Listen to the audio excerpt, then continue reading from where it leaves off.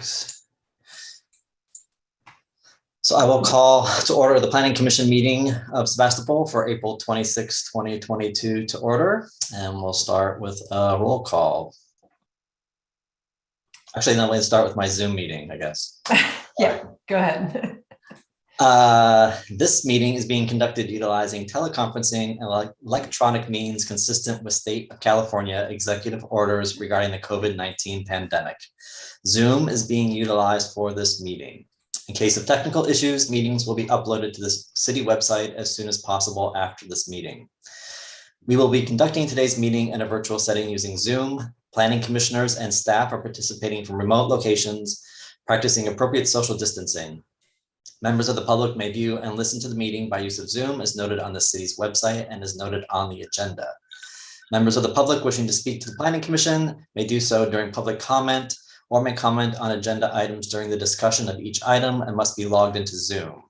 Anyone using abusive, vulgar, offensive, threatening, or harassing language, personal attacks of any kind, or offensive terms that target specific individuals or groups will be muted and removed from the meeting. Please do not abuse this new way to provide public comment. Now we will do the roll call. Thank you, Chair Fritz. We'll start off with Commissioner Kelly. Here. Commissioner Burns. Here. Commissioner Fernandez. Here. Vice Chair Ottinger. Here. Chair Fritz. Here. And I do see that Zach Douch just logged in. So if we wait just a second, I will change his name from Human Resources to Zach. And then ask once he connects. Hi, Zach. We're just doing a roll call. And so I'll call your name, Commissioner Douch. Thank you. Thanks, Zach. All members are present. Thank you. So we have two meeting minutes to approve. We'll start with January 11th, 2022. Does anyone have any corrections or additions or omissions?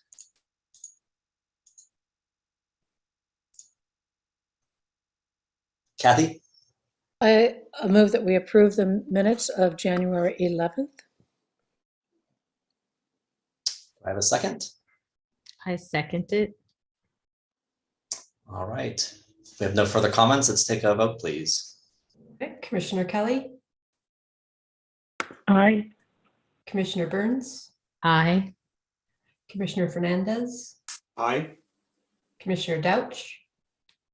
Abstain. Thank you. Vice Chair Ottinger Aye. and Chair Fritz. Aye.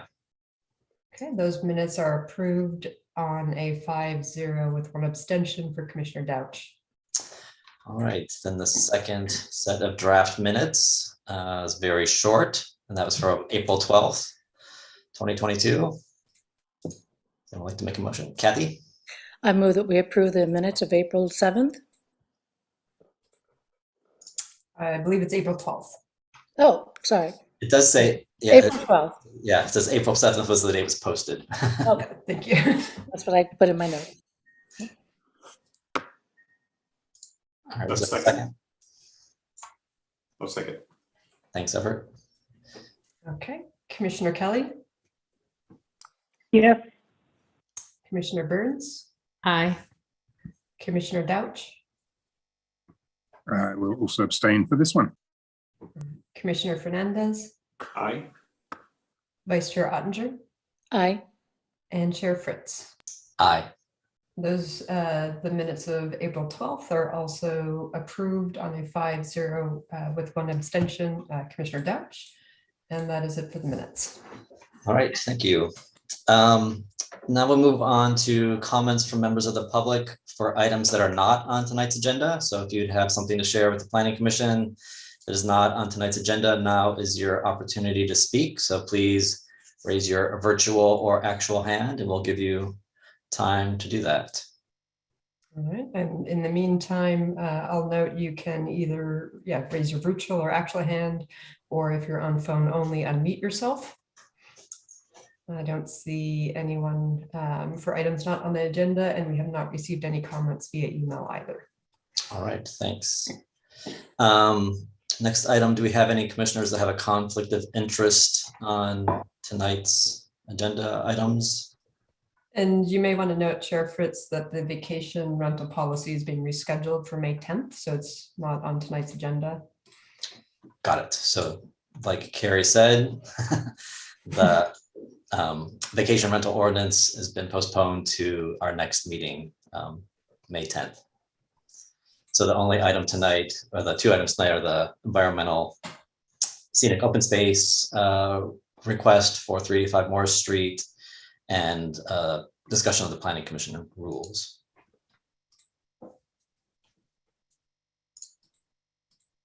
All right, seeing no one having any conflicts, let's move on to our first public hearing item.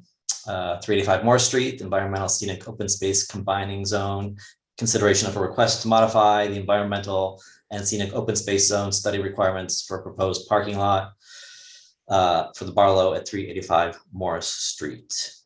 Can we get a staff report, please? Thank you. And Associate Planner John Jay will be providing the bulk of the staff report, but just to give a few words on background, as many of you know or may have been involved when the city worked with the Laguna Foundation and Joan Schwan in particular, but Patricia Chatham, to develop a Laguna preservation and management plan, Laguna Wetlands Preservation Management Plan. It's a little bit of a mouthful. We usually just call it the Laguna Plan, Preserve Plan. Joan Schwan could not be here tonight. However, I did and John both discussed with her previously. Some of her comments have been included in the report. And then we may add a couple of notes as we go through the discussion as well. And then I did also reach out to the Laguna Foundation, and I'm happy to see Anne Morkill, who is the director there, and Wendy Trowbridge, who is, and Wendy, correct me if I'm wrong, the head of restoration programs, I believe. And they are here tonight as well as members of the public, but also representing the Laguna Foundation. And Wendy, I see you're raising your hand, so I'm guessing I got your title wrong. No, I tried to do a thumbs up. Oh, great, thanks. All right, and with that, I will hand it off to John for the staff report. Thanks, Carrie. So for tonight's item, I just wanted to clarify before we get into the staff report, the parking structure option is the option that the applicant will be moving forward with, depending on tonight's outcome on the ESOS modification. There was a miscommunication with staff and the applicant on whether it was option one, which was the service parking, or option two of the two-story structure parking. And the applicant made it clear to myself that the two-story parking structure was what they were going to move forward with. So I just wanted to make sure that everybody knew that beforehand, before I get into the staff report. So with that, the project proposal for us tonight is to request a modification or exemption of a full ESOS study at 385 Morris Street. The site is located within the environmental scenic open space and is subject to the standards set forth in section 17.46 of the Sebastopol Municipal Code.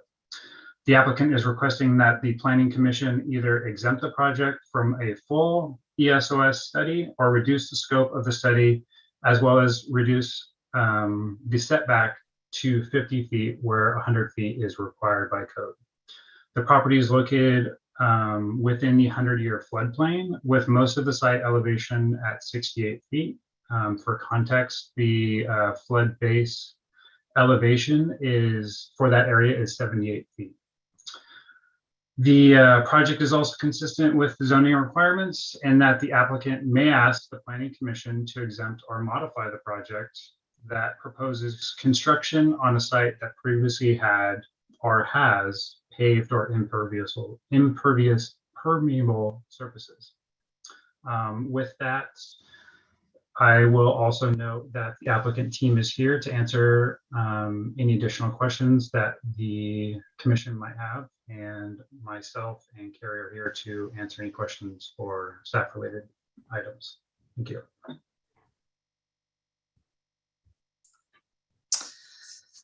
we have any questions to staff to start with? Kathy?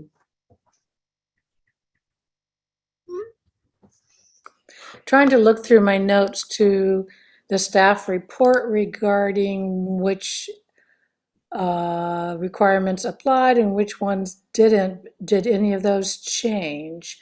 At page 3, do any of those apply right now? Conditions A, B, C, D, and E. So the one condition that would apply is letter B, which is construction on already paved land and or impermeable surfaces. Thank you. And John, can you clarify, is the entirety of the construction on already paved or impermeable, or just a portion of the garage?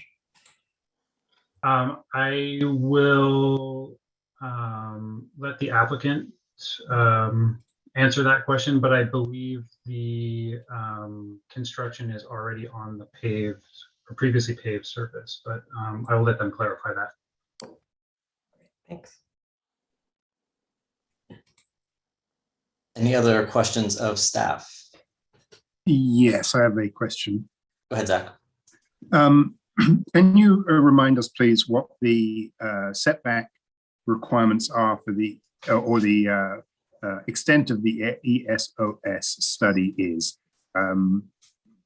Is it described as being from the development or from the edge of the property? I know I should know this, but I can't recall. So I'm wondering if you can help us with that. And I'm assuming the request for a reduction would be to reduce the that distance from 100 to 50 feet. I think that's what you said. Yeah, so in the code section, it says a minimum 100-foot setback buffer shall be provided from the edge of the wetland identified riparian drip line, identified endangered species population, or State Department of Fish and Wildlife Preserve, except on a Laguna Youth Park site where no building shall extend beyond 200 feet from the center line of Morris Avenue. So it would be, go ahead. Go ahead. So it's the buffer is from the edge of the laguna into the site 100 feet, or from 100 feet from that location. And where would that 100 feet line fall on this site? So that's not exactly, so correct, it's 100 feet from the resource, whether that's wetland, riparian zone, or whatnot. Because the study hasn't been done yet, we're not entirely sure where that line would be. And that would be part, the wetlands are not delineated in that particular area. We do know that they go beyond the, the channel area for sure. And there are some riparian zones, on the west side of the channel. And so that's part of what the ESOS study would allow for it, or would it identify in particular and provide that information to the commission. Great, thank you.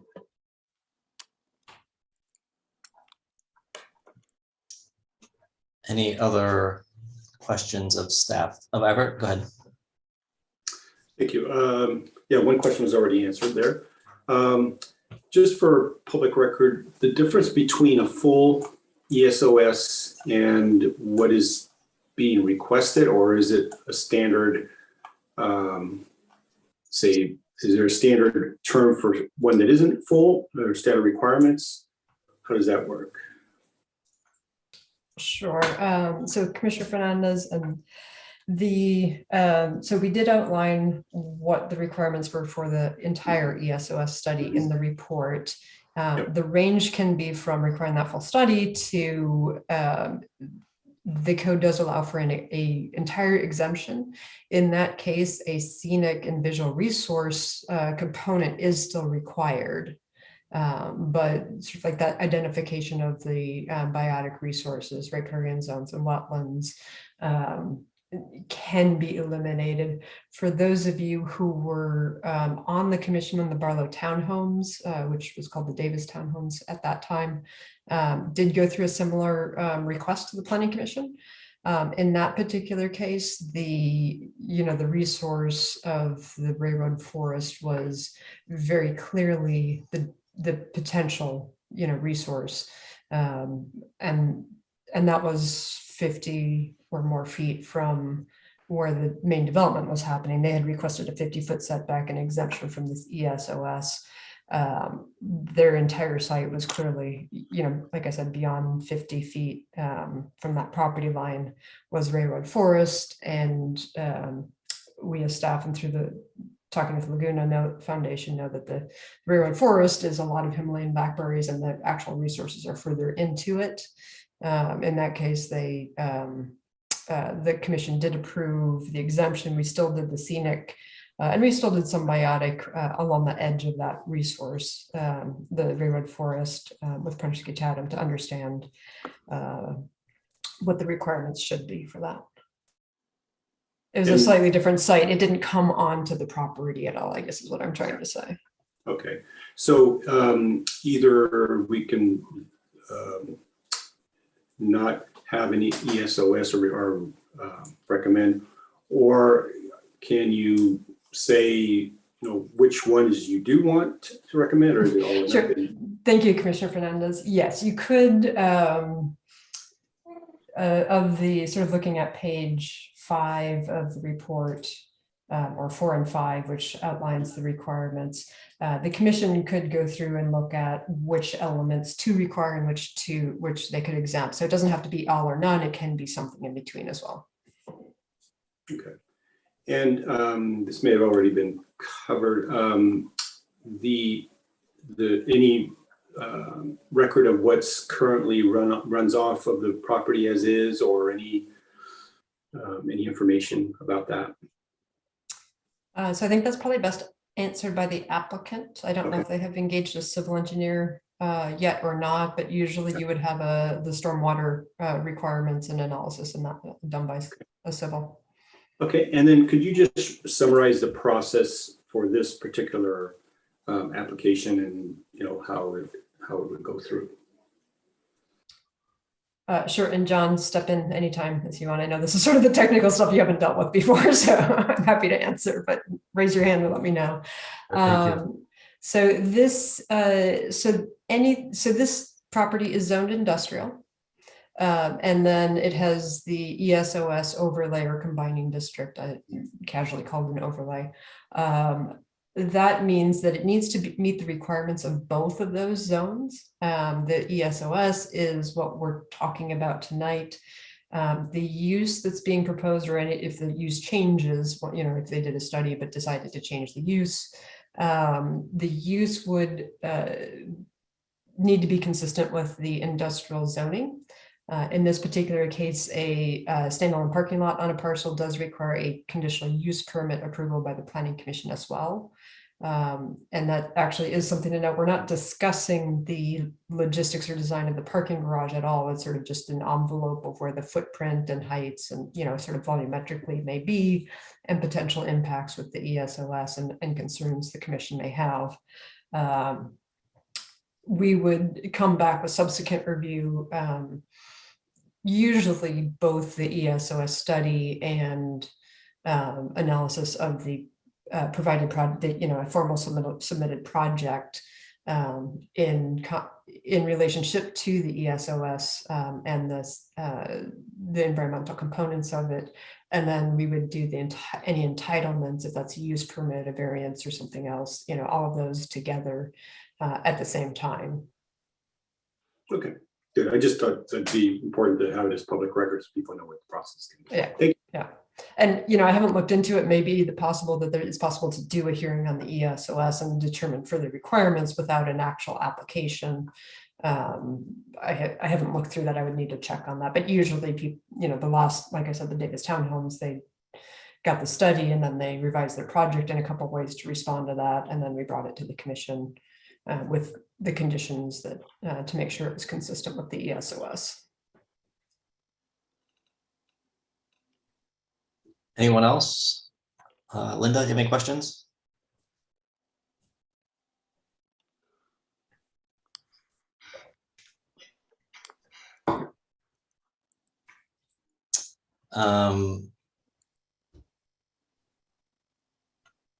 Not hearing Linda, so I'm assuming she doesn't have a question. And I don't think I have any questions beyond what's been discussed at this time. So if the applicant would like to make a presentation, now's your opportunity. Good evening. Good to see you all. Some of See you, you Kenyon. again. My name is Kenyon Webster. I'm working with the Barlow on several projects, including this batch plant site development project. As the staff indicated, the project concept that we're proposing is a parking structure. It's a very modest parking structure, just 2 levels, so ground level, and then 1 level above that, about 12 feet tall, which is just a few feet taller than the existing concrete block wall that's on the Morris Street frontage. So a pretty low scale development project. So staff indicated the site is zoned M, industrial, and then the ESOS overlay district. The industrial district allows for buildings of up to 35 feet tall and a wide range of uses, including parking structures. The ESOS designation basically means that the site is subject to special study, special restrictions, and special setbacks, and that virtually any development project needs a use permit, which is something that will happen later. The ESOS district allows an applicant to ask for modification of study requirements as well as modification of setbacks. And as the staff indicated, the commission approved some modifications for the Davis Townhome projects, I think just a couple of years ago, in a somewhat similar situation. So if you grant these initial modifications, we will be required to come back to you with a much more detailed design in the use permit process. The staff report touched on a number of different issues, including the ones we're talking about specifically tonight. But issues like stormwater, grading, lighting, and landscaping are obviously very important. But they will need further work. The project concept that you can see at the end of your staff report is very sketchy and simple at this time. We're really focusing on the 2 issues of the scope of study and the setback issue. So all those other issues will need a lot more further review. And while I'm on the subject of stormwater, I don't believe the existing site really has any modern stormwater or drainage infrastructure. The site just drains however it drains. And so there'd be a lot of improvements required under current regulations. So we're not here for detailed review, rather for those 2 questions. Is it appropriate to modify the ESOS study requirements? And if so, to what extent? As Commissioner Fernandez question pointed out, the commission has authority to require some or none or all of the ESOS study requirements. So there's some flexibility that the commission has on that.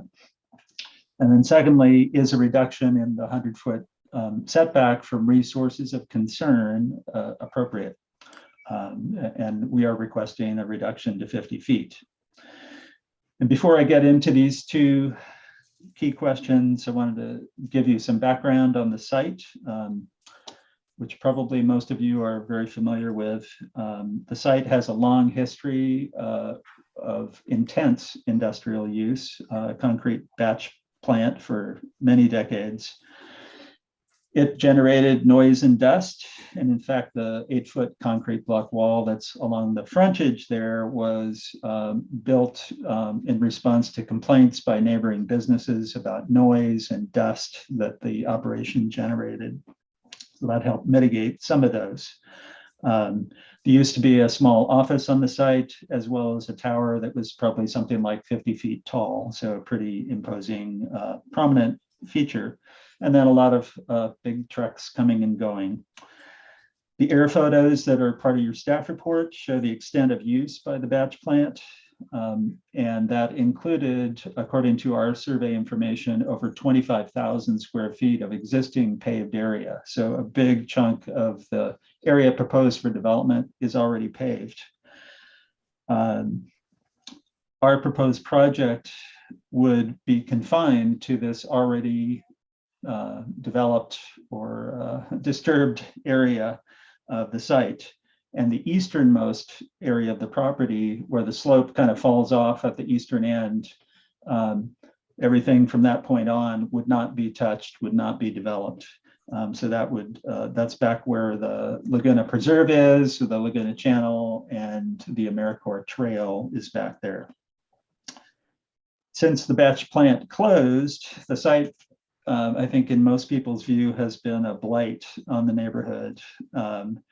And a well-designed, well-landscaped, low-scale parking structure with minimal lighting and good stormwater controls, in our opinion, would improve the site from what it is today.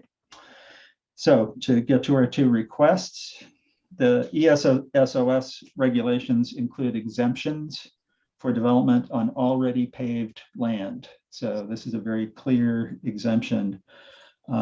As I mentioned, there's about 25,000 square feet of the area, the footprint where the batch plant used to operate that is already paved.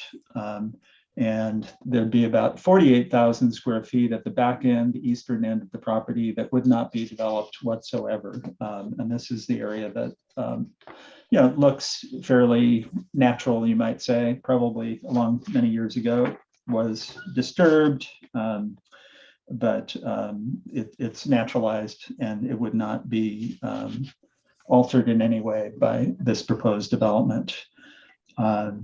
So given that the already paved nature of the site, when you walk it, it's kind of somewhat of an urban wasteland in appearance with the paving, and most of the area that is not paved is gravel. Bunch of weeds. It seems relatively obvious that there are no special resources there. But to double check on that, the applicant commissioned a biotics study by Wetlands Research Associates, WRA. And that study found no natural features in the development area where the parking structure would go. No natural features, no special status plants, no natural habitat. And it seems relatively obvious that as far as where this parking structure would go, that no special biotic studies are needed. That seems straightforward. As I mentioned, large portions of the area where the project would be developed are paved, and if they're not paved, they're gravel and where big trucks drove around, so it's quite compacted, no doubt. Eastern area of the site would not be developed. On page 4 of the WRA report, they state that given the character of the development site, the full scope of ESOS studies, in their opinion, is not necessary.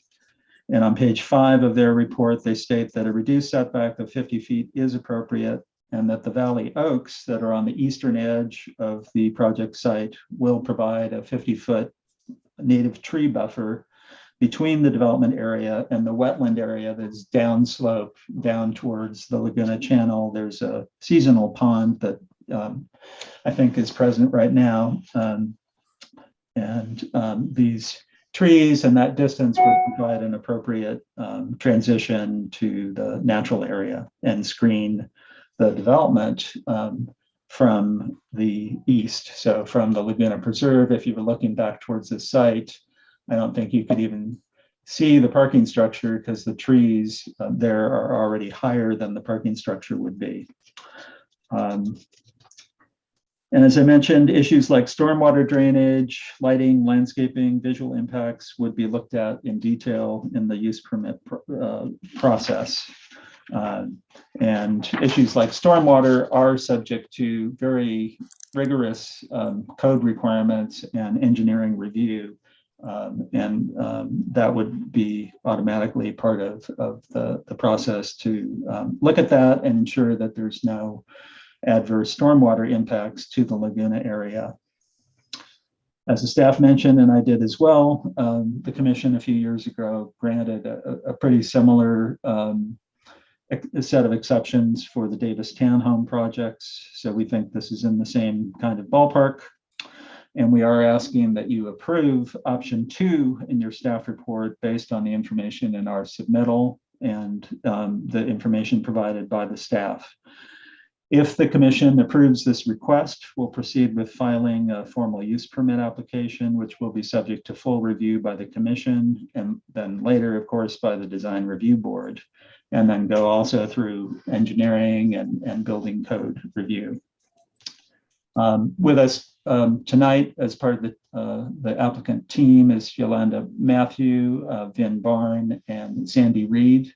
So we're all available to answer questions if you've got them, and we appreciate your time. Thanks very much. Thank you, Kenyon. Does anyone have questions of the applicant at this time? Kathy? Yes, I'm looking at the staff report, page 68. And I'm looking at the eastern border, which has a 100-foot open space setback. So I see that at 100 feet, and I'm wondering, is it the northern boundary that needs to be reduced to 50? It's, well, the direction is hard to, we've been calling it the eastern boundary. There's the pond, the ponded area that's below the property on the site, but further to the east and downslope from where the parking structure would be developed. And that is where we understand the setback would be calculated from that point. I'm not sure. Could you indicate where the point is, where the setback isn't 100 feet? So I think Kathy, what they're showing is 100 feet is actually from their rear property line up to what is kind of currently developed area, Right. the southeast corner. But that has nothing to do with their request of the 50-foot setback. That hasn't been defined yet. So they're just showing from the back of the property to the previously developed area, there's 100 feet. That's kind of, has not been developed.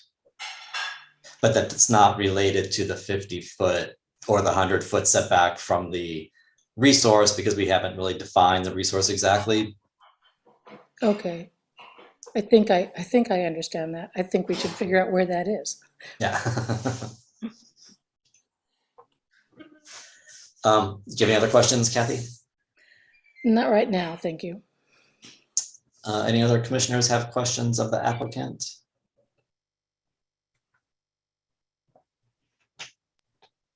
I have a question, Go ahead, Zach. and it relates to exactly Kathy's question, which is, Benyon, I think you said it, but if you could try and say it again. In your understanding or analysis, the area of study would, if I understand correctly, would go from the edge of the resource. You muted yourself, Zach. Oops, sorry, from the edge of the, I assume that the study area would be from the edge of the resource, which we could probably approximately call the western line of that open space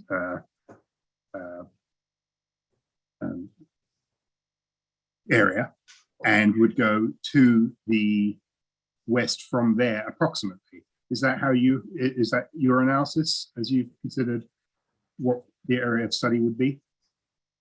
Well, the area of study is could be the entire property, both parcels involved with this project, or it could be something less than that. You could exclude the previously developed area and focus a study on the areas basically to the east and to the north. So it's really up to the commission on what the scope of any study would be, in that we're not proposing to touch those natural areas. It's our recommendation that the study doesn't appear to be necessary because there would be no development impact to those areas. Then I may be misunderstanding the concept of what we're trying to do here. If the study area is defined by the 100 feet or the 50 feet, if we allow a reduction, it wouldn't cover the whole site, if I understand correctly. It would only cover the 100 feet within the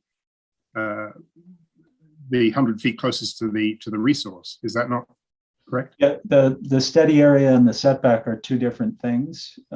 So the setback is intended to protect, nearby resources of concern, if there are any on a development site. So a ESOS study could, look at an entire property, whether or not there are resources right on it, but like, what are the impacts of this development going to be to the surrounding natural areas? And it's kind of, the ESOS presumes that that 100 foot or maybe 50 feet, if there are resources of concern, like a wetland that are on the property or nearby, those kinds of setbacks are presumed adequate to protect those resources and provide an appropriate buffer. So there's two different things. And Zach, I might be able to help clarify. I think there's two things going on. One is there's the 100 foot that is right here, this guy, from the back of the property, and that may be confusing people. The 100 foot, the ESOS 100 foot needs to be from the resource. And what Kenyon said was that the WRA study found that there weren't any resources on the site. And Kenyon, did they look all the way back through this 100 foot area? Yeah, they looked on the entire property. Okay. But they focused on the, whether there were resources of concern within the development. That was a major issue, but there are wetland areas down below. There are. Correct. And so identifying where that is helpful for it. And I think particularly on the north side, where is the resource and where is that edge? There needs to be 100 feet or at a minimum 50 feet from that. And so that is part of what an ESOS might look at. And I will note, typically like with the Davis townhomes, they re-exempted the area that was already concrete paving and the area that's clearly disturbed. And I know the Barlow has been using this for special event parking with their use permits that they submit to us. And possibly a little bit other parking. But, just looking at the state of it and with WRA's assessment as well, I would feel comfortable with exempting the concrete paved areas as things that aren't going to necessarily be those. And that's what we did with the Davis townhomes. We did look at that back area of the setback area. For the Davis townhomes, it was a little bit different in that there's development on both sides that extended further south than what the townhomes were extending. And I believe because of that, and I can pull up an image of that if the commission wants, they were comfortable at the time of the ESOS request determining a setback. To me, it's not quite as clear with this because we do have a pending conservation easement and restoration activities happening along the AmeriCorps and to the north of the site. But of course, that's, clearly, as Kenyon said, the area within the concrete paving, debris piles, concrete block, those are certainly things we would generally be fine exempting from a study. Everett. Okay. Hello, Kenyon and Yolanda, thank you for being here. I guess this might be more a question for staff, but maybe, I don't know if the applicants need to comment. So Kenyon, you mentioned that at this point, there's no, drainage or basically drains as naturally is. So how do we determine, not having the project in front of us, how do we determine where that runoff is going to be, and if so, is that going to affect the setback or not from this situation? So just curious as to what's proposed to be done or thinking to be done, and how would that affect or not affect the setback? Well, as I mentioned, the stormwater is, there are extensive regulations about stormwater and not having more runoff from sites post-development as opposed to pre-development. So that would all have to be carefully analyzed by a civil engineer and checked by the city engineer. And I think, if anything, that it would be an improvement from existing conditions that appear to be kind of unregulated and random. Who knows what's exactly where the water is flowing in that case, but if this project moved forward, then it would be subject to all those standard requirements and careful review. I don't know that the stormwater issues in particular would dictate, the setback in and of itself.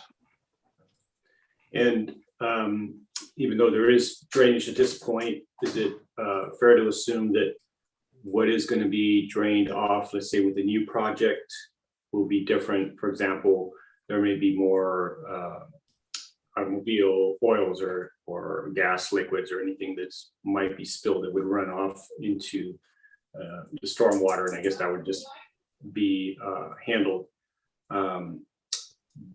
How do you account for that?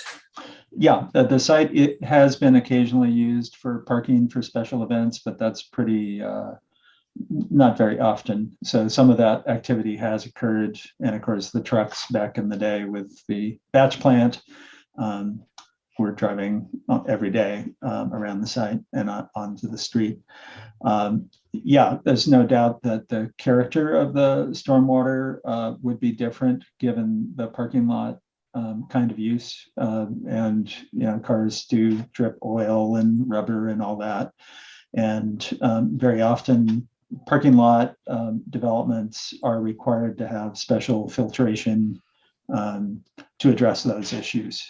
So that, I believe, would be part of the project design to address that. And that's not an unusual kind of impact or mitigation. Okay, thank you. Debbie? So I had a two-part question. Everett asked my first part, which was, are you looking into the environmental impact of the oils, rubbers, gas, and everything that is, by that many cars being there? And then the second piece of that question was, and is that taken into consideration when you're looking at the impact on the natural environment and the wildlife that is currently there? And, I guess this piece isn't really for this discussion, but has the traffic impact and flow been looked at? Because it's really not a very well-designed street right there for all of that traffic, especially with that big turn coming into it. But that's probably for another part of this, but just for I was thinking of the gas and the leakage on the concrete and the water, the contamination, and then also the wildlife impact on that. Yeah, no, we have not done any studies on traffic flow and existing traffic conditions, and that may be part of what comes later.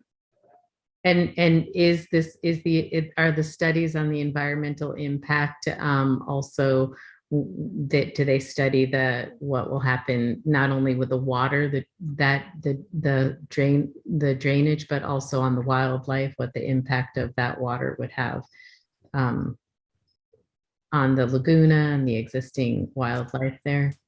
Well, that's what the kind of filtration requirements are about, and the amount of stormwater, and not having greater flow from the site as compared at the same rate of flow as exists today. You're supposed to not exceed that when you do a new project. So you've got to find a way to like hold the water back or pond it, filter it, certainly if there's pollutants. So my understanding is that those things are part of the kind of standard stormwater regulations in the city of Sebastopol, California, and that would be part of kind of the standard mitigation for stormwater flow. Because it may be Okay. called 100-year flood zone, but I'm not 100 years old, nor have I lived in Sebastopol 100 years, but I've already witnessed it flood, and have taken boat, to get to work more than 5-6 times. So it is something that is, gratefully impactful with the cars and the traffic and the flood water. Yeah, and that is kind of, I guess, somewhat of a plus for this particular project in terms of flood safety and risk. It's not a building. Right. It won't be occupied by people. Cars can be driven off the site or maybe just upstairs to the higher level. So in terms of flood risk, it's the kind of activity that is permitted to be in the floodplain, and is kind of a less potential for damage and risk as compared to an occupied building. So that's I'm just worried about plus for this no, project. definitely. I'm just worried about the toxicity of Yeah. groundwater. Thank you so much, and thank you for being here today. Thanks. Kathy, go ahead. You're muted, Kathy. I was looking at the first option. I was concerned about the night sky and whether this parking lot would be used in the evenings. Would it be only for events at the Barlow, or could it also be used at the community center? And secondly, would we allow lighting, even dark sky lighting, that close to the laguna in the evening on the second floor? Or on the first floor, would the light be blocked from insects and animals outside of the facility? There's concern with not only dark skies, but for light in habitat where insects and such need darkness. Yes, and definitely any lighting would comply with night sky requirements and be the minimum necessary and shielded down to minimize glow. There are, there is a level of lighting needed for safety for parking lots, parking structures. As far as use by other parties, I'll pass that question on to Yolanda. Hello. Well, it would definitely be kind of an operational question, and we'd need to discuss it with the ownership on how they'd want to manage that and kind of go into a further detail. I don't think we've quite gotten that far. I think we believe that the city as a whole does need more parking, not only the Barlow, but generally, parking is needed. So we would want to be good neighbors. How that ends up shaping up, I couldn't say today for sure. So, unfortunately, I don't quite have a solid answer for you at this point. I understand, just a thought. But I still am not clear on if the upper deck were being lit for nighttime use, that light is going to extend over the building into habitat where some birds and insects need it to be dark. And for that same reason, we don't have lighting on the ball fields at night. And so I wonder how this would be addressed on this facility. I think this is a little bit getting into more of a specific design. You know, I don't know. I wouldn't expect them to have this answer to this question, but I think when they bring an actual design and application forward, we'll have light fixtures to review and photometrics and things like that. That I think we can maybe respond to that or react to that at that point. So let me change my question then. Would the presence of light in the area be something that would be studied in the ESOS? And would they also be considering view sheds for a specific project, or would they just, I mean, would view sheds and lighting be considered in a full study?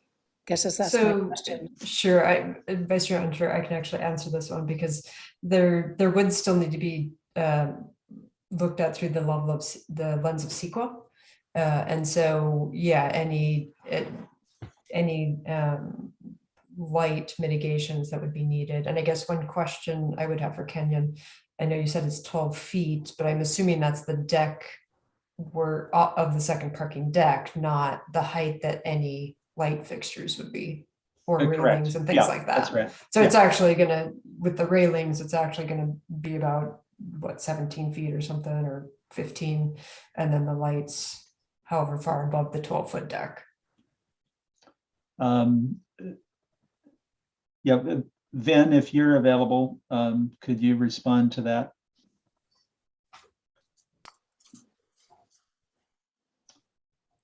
Vin is the architect. Can you hear me? Yes. Okay, I'm on the phone, so there may be an... There is an echo if you happen to be on your computer watching this as well. Usually if you mute your computer, that helps.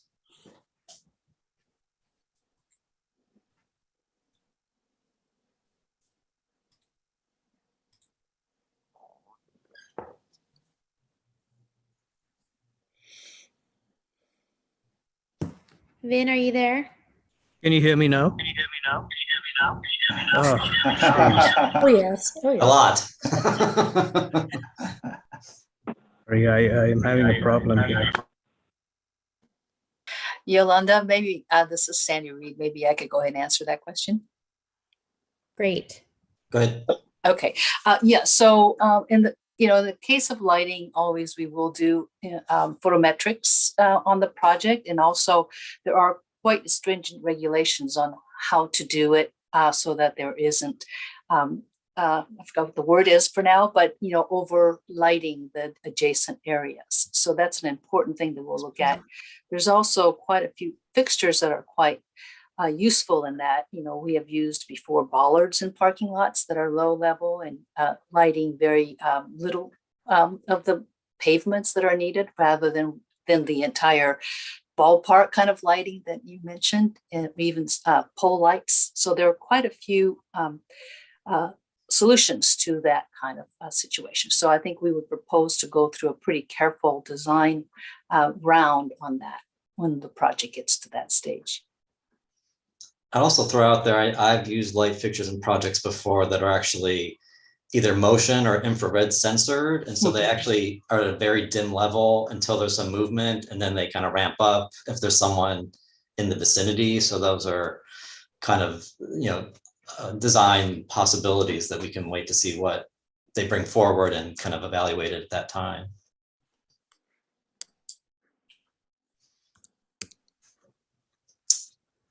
Any other commissioners? Everett, you have some questions? Yeah, just one question. For consideration of the setback, is there going to be any fencing along that area that is proposed for the setback? That's a design detail that we haven't gotten to yet. There hasn't been, thus far that I'm aware, discussion of having fencing, but it's something we could look at. Okay. Yeah, I'm just curious, from a standpoint of what they're talking about, animals or whatever, having access to it now, or do they use that to cross over? But just curious on that. Okay. Okay. Any other commissioners have a question? Linda Kelly. Go ahead, Linda. Hey, Kenyon. Hey, Yolanda. Hey. Long time no see. Yep. So we're looking at the view shed, and why I'm particularly interested is the concrete wall, the massing of that and what it obstructs and doesn't obstruct versus a large two-story development. So yes, I didn't quite see how that analogy worked. Do you have any comments on that? Well, the existing concrete block wall, I think, is 8 feet tall, and it's right back of sidewalk, so it's butted up right against the sidewalk. So it's closer to the street. The parking structure would have a minimum 15-foot setback, and there'd be landscaping, native landscaping provided in front of it to some extent. And so it's set back a little further. The visual difference between a concrete block wall and a parking structure that's open, probably that's a somewhat, and landscape broken up with trees and shrubs and all that. Yeah, I would think it might be an improvement over having that concrete block wall right against the sidewalk. But that's something that can be looked at, down the road. Yeah, I know sometimes view shed studies include distances away from the development, like we all did at Laguna Vista. And, where the view shed analysis would include even looking to the structure from the east on the other side into the open space. And then would, of course, include higher areas to the west of town that will be looking down into this project. So, question about the building on the southern border and how tall that is. And that is not included in this project, I imagine. No, that's a different property owner. It appears to, my guess is it's something like 20 feet or so tall, maybe a little bit taller. Single story? Yeah, I believe so. I think it's also at a higher elevation. That's right, it is at a higher elevation. Higher elevation. Now, with all the disturbed development to the south, especially, I didn't see, a view of it horizontal to see how it would, change how we look at that whole area. And not that you're necessarily required to do that, but I was wondering what your sense might be of the complementary aspects in terms of height along that whole North Street. Not as far as the youth center, of course, but yeah, as far as community center. Yeah, the view impacts part of our use permit application package could be, exactly what you're talking about of, photo simulations, inserting this proposed parking structure into, your view from different vantage points. So from Morris Street, from the Laguna Preserve, from the north and the south, and just so that the commission could get a sense of how it fits and what its visual impact would be. It is, at 12 or if it's, a few feet, the higher than that, 17 feet tall structure is really pretty small. A lot of sheds are that tall or even taller. So it's a pretty modest structure compared to some. And if you look on the other side of Morris Street, those properties have a 10 or 12 foot, they're sitting on 10 or 12 feet of fill above the street, and then they're rising another, 20 feet or so probably So they have a far greater visual impact than this project would have. Yeah, that is true. About the, sort of, I think that's most, I know what I was going to ask. So is this going to be a covered 2-story that maybe some solar panels and things can go on, or, and create some additional shading, or have you gotten that far yet? Right now, the concept is that it would be open, again, to kind of minimize structure and minimize height and visual impacts. I suppose it's possible that there could be, like wires with vines or something on top, but the concept is to keep it simple and not to create more structure above that top level. Okay, thank you. Thank you.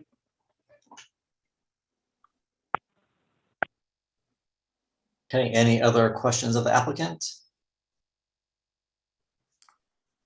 Kathy? I'm just wondering how some of the hardscapes, the walls and structures that were built to maintain material components of the concrete along the edges that help shore up that landfill, which is what it is.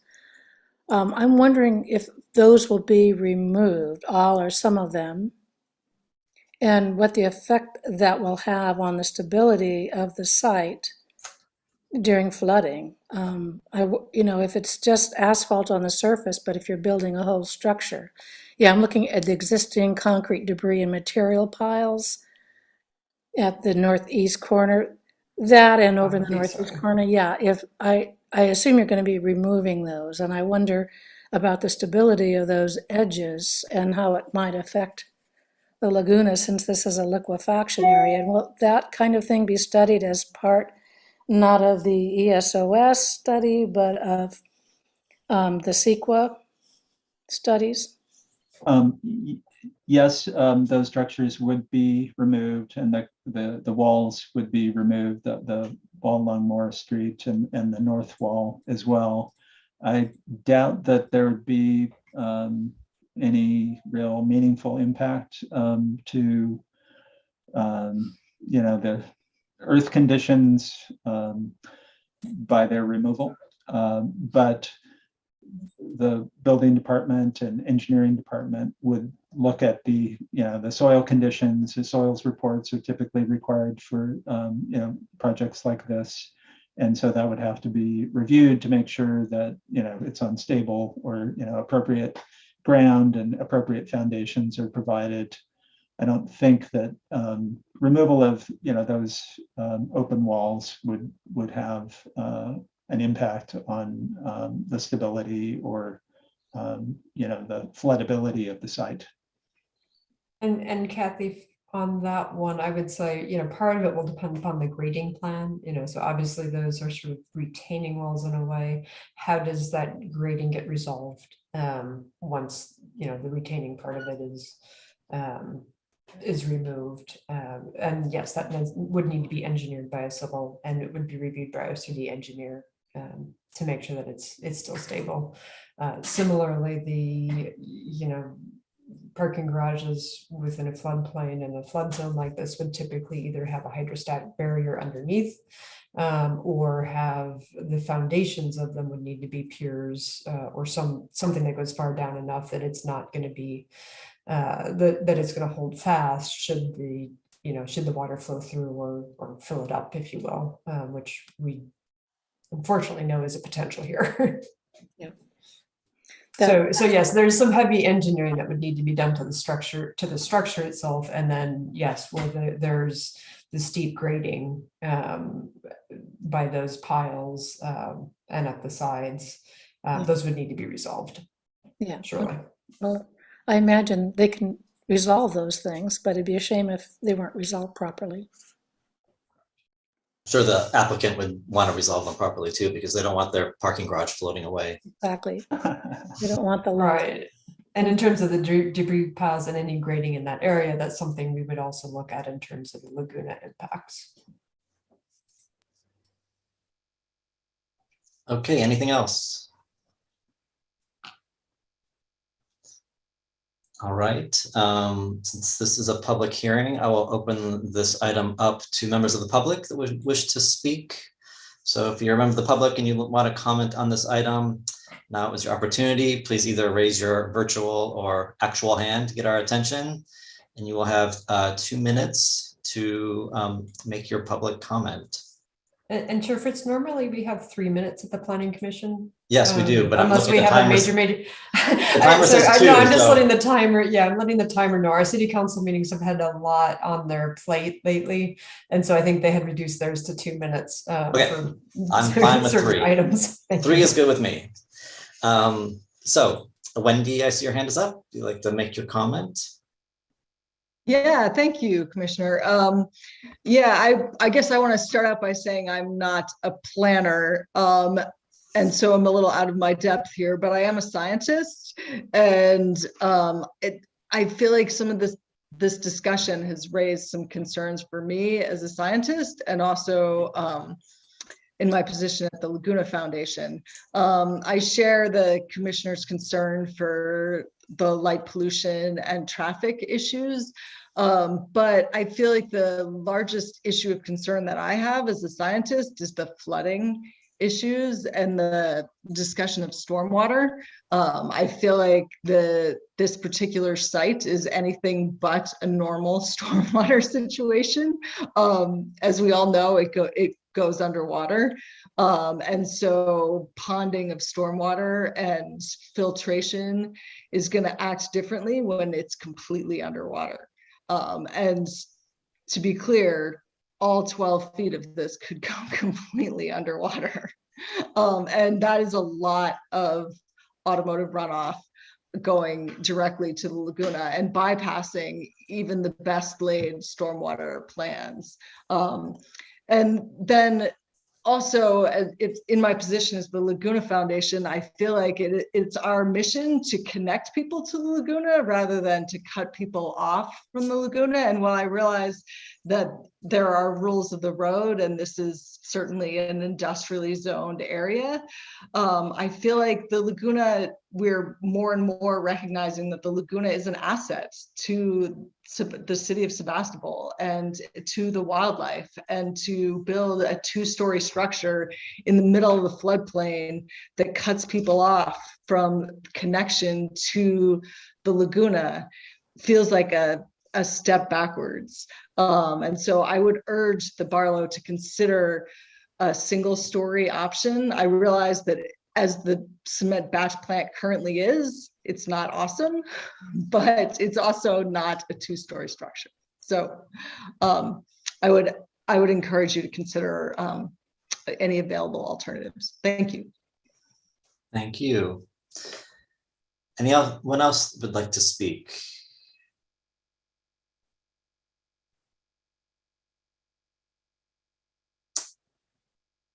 I am not seeing anyone else. So I will close the public hearing and bring this back to the commission for further discussion and deliberation. Anyone? Everett, your hand up? Yeah, I have another question of staff. So if this setback was set at 50, does that then stay with the property? And if in the future, the nature of the property changed or the development, then that 50 would be set, or would it be reviewed, or how would that function? So it would, and so there's, just to remind the commission, there's 2 areas that Yeah. You're talking about, both the north side and the east side, as well as a little bit on the southeast side of it. It would stay with this project, I believe, just like CEQA. After a number of years, it generally would expire. So a approval within the city of Sebastopol is valid for 3 years for this type of entitlement. So it would stay at least with that. Of course, any future commit, because you wouldn't want to tie the hands of a future commission as situations change. so it would have sort of the normal entitlement life. And of course, any future commission could, could and likely would look back at any analysis that was done here. So, and just to be clear, this is a little unusual. If the commission decides tonight to set setbacks, there is an appeal period. And then once that is set, it would become final. And then that would be good for 3 years. Plus any extensions that were granted. The commission could always ask, decide to set it later and then, at any time when they come back to you or tonight. So those are the commission's option on the setback portion of it. Okay, thank you.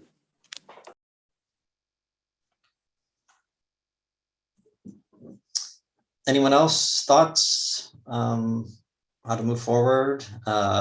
Interest in giving the 50-foot setback reduction or minimizing the scope of the ESOS study? Any thoughts about those? I have some initial thoughts. Go ahead, Zach. So I think the the extent of the ESOS study, reducing the scope to possibly exempt the previously developed areas, I'd be fairly comfortable with in principle. I am struggling with the setback reduction because we don't really know where that is being set from and to. I would be particularly concerned about the setback reduction with the two-story scheme. I just feel we don't have quite enough information to understand what the setback reduction actually means. So I think generally be interested in possibly getting some better information to make that decision. But as I said, the scope of the development, I think, as we had with the Davis townhomes, if you have a pretty heavily used industrial footprint that is more or less not changing, I don't think there is a need to study the biotic resource associated in those specific areas. Understanding, of course, that flooding and stormwater runoff and those types of things will be studied either by in the secret process or other portions of the review. So I think that's where I'm at. The setback question is, I'm just struggling to really understand what that decision would mean for the actual study. So that's where I'm at. Thanks. Everett? Thank you. Yeah, I was going to comment the same thing. I know it's, they need some direction before they can decide their plans, but then we need plans before we can decide our direction. And, I would like some additional information as well, because I just don't feel comfortable just blindly kind of just saying, yeah, there's not going to be the effect. I think just from a standpoint of due diligence portion. As far as the study or the ESOS, I don't know that I would be supportive of completely eliminating it, but I think that there's portions of it that may not be needed or make sense. So that's kind of where I stand. Debbie? Remember to unmute. I would like to see the whole environmental study because I feel like it's very important. It's been said that it was a very busy industrial site, but the impact with the huge trucks coming in was never as impactful as the cars when the Barlow uses it. There just wasn't that much traffic there. There's not a crosswalk there either. So I wonder how people are going to get from where the parking lot is over to the Barlow. Right now, it's a little bit of like the old Frogger game. I see kids and strollers and cars going super fast, and there's some safety issues there as well. But with the first phase of this and the environmental impact, I think it's really important to do our due diligence and to really make sure that we're making a choice based on gathering all the information, with everything from the light concerns and the toxicity level in the water to the environment there. So I think gathering more information is where we're at right now. Kathy.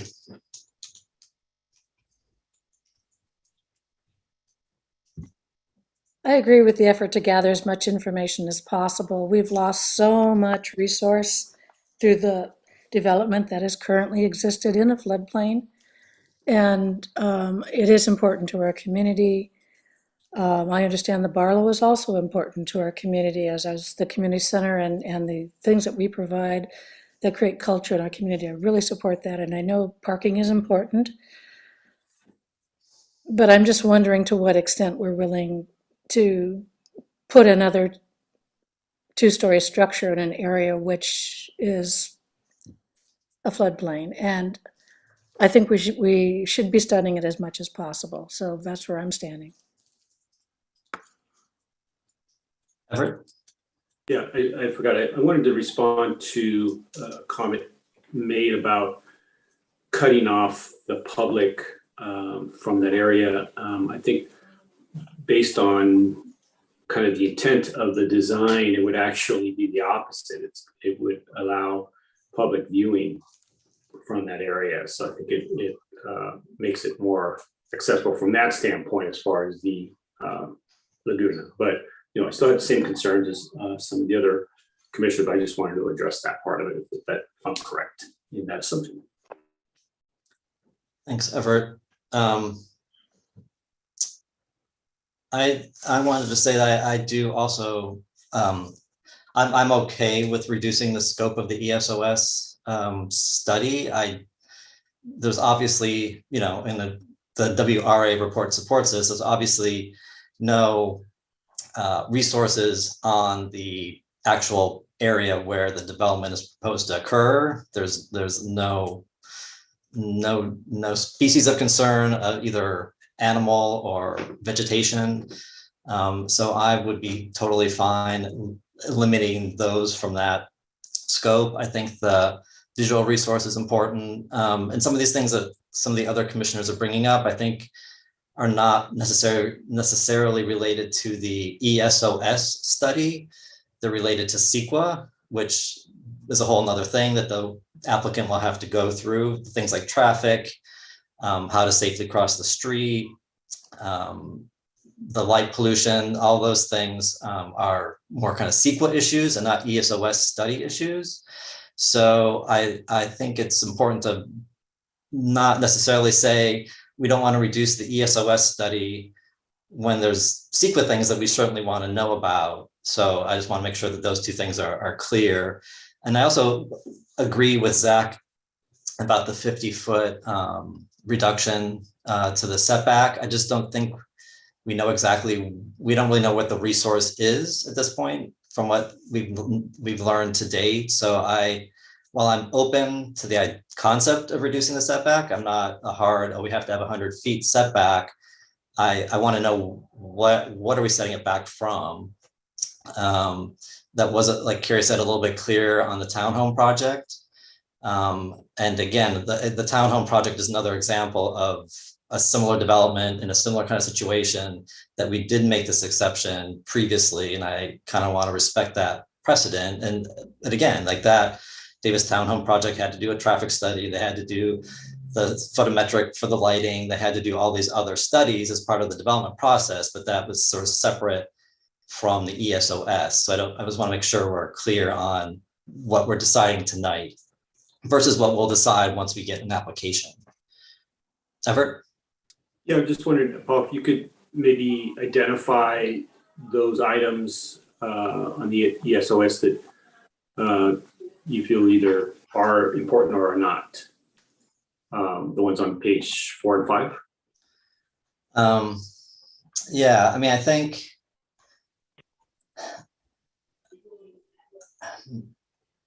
my initial, my initial take is that where they're proposing to do the development of the parking structure or the parking lot or whatever it is, I don't think we need study of any of these items. There's obviously no kind of natural drainage. There's no threatened or endangered plant species. There's no threatened or endangered animal species. I think C, we want to know the location and boundaries of wetlands adjacent to the site. Obviously, there's no wetlands on the part they're developing, but I think knowing where the wetlands are outside of the developed area is important because that's going to tell us where we take the setback from. So I think we need to know where those are, so then we can say, yes, 50 feet is adequate, or no, we need 100 feet because that's closer to where you're proposing to do the development. So that's something I would want to know that's not in the proposed developed area, but outside the proposed developed area, kind of where the resource is. So I guess that's C, item C. Again, then the D, the archaeological resources. I don't think there's going to be any archaeological resources unless someone wants to study the history of, concrete batch plants. There's, that's probably not very likely. We obviously know it's a flood hazard area. It's on the FEMA map. We all know about that. I don't think there's any study that needs to be done in that capacity.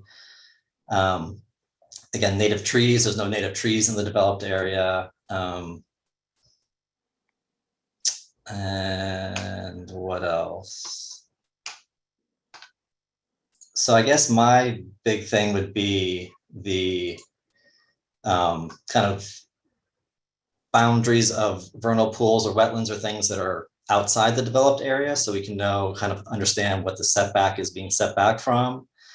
And then I guess also, visual impact. I think that's part of the ESOS thing as well. So I would be okay limiting it to those things, kind of establishment of wetlands and a visual impact analysis. And what about the resource analysis, number 5?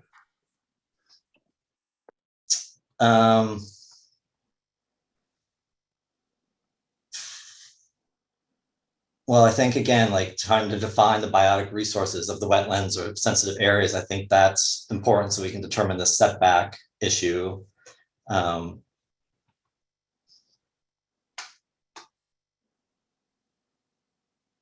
yeah, I mean, I guess I'm interested in finding out where the locations of those wetlands and resource areas are. But to be honest, what they're proposing, what we've seen so far, I think they're not going to have an impact on those, except for, again, there may be CEQA items that we want to take a look at, like lighting and traffic and those kinds of things. But I don't think, from what I see what they're proposing, there's not going to be any worse impact than's already existing. And I think we made this exception for the townhome project, and I'm willing to do the same thing for this property as well.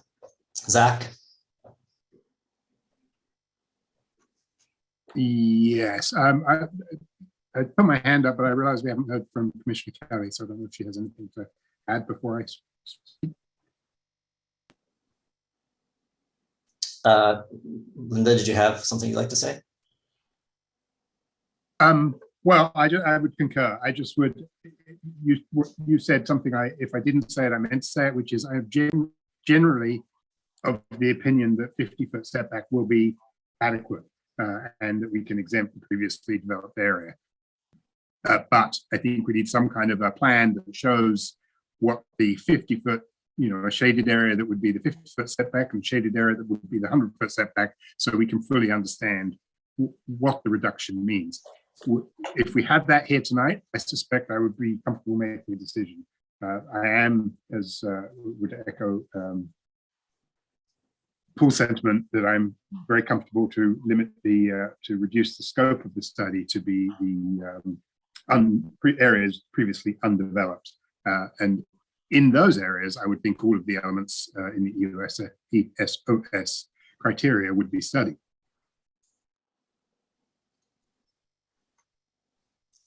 Debbie? I just have a clarification, if you can clarify for me. I'm wondering when you do that, when you say that there's no on the existing developed land, that there's no, that there's nothing there that needs to be studied. Do you just study what is actually living on that existing land, or do you study the impact of whatever the infrastructure is that's built there would have by ways of water runoff, or so be it, to the rest of the property?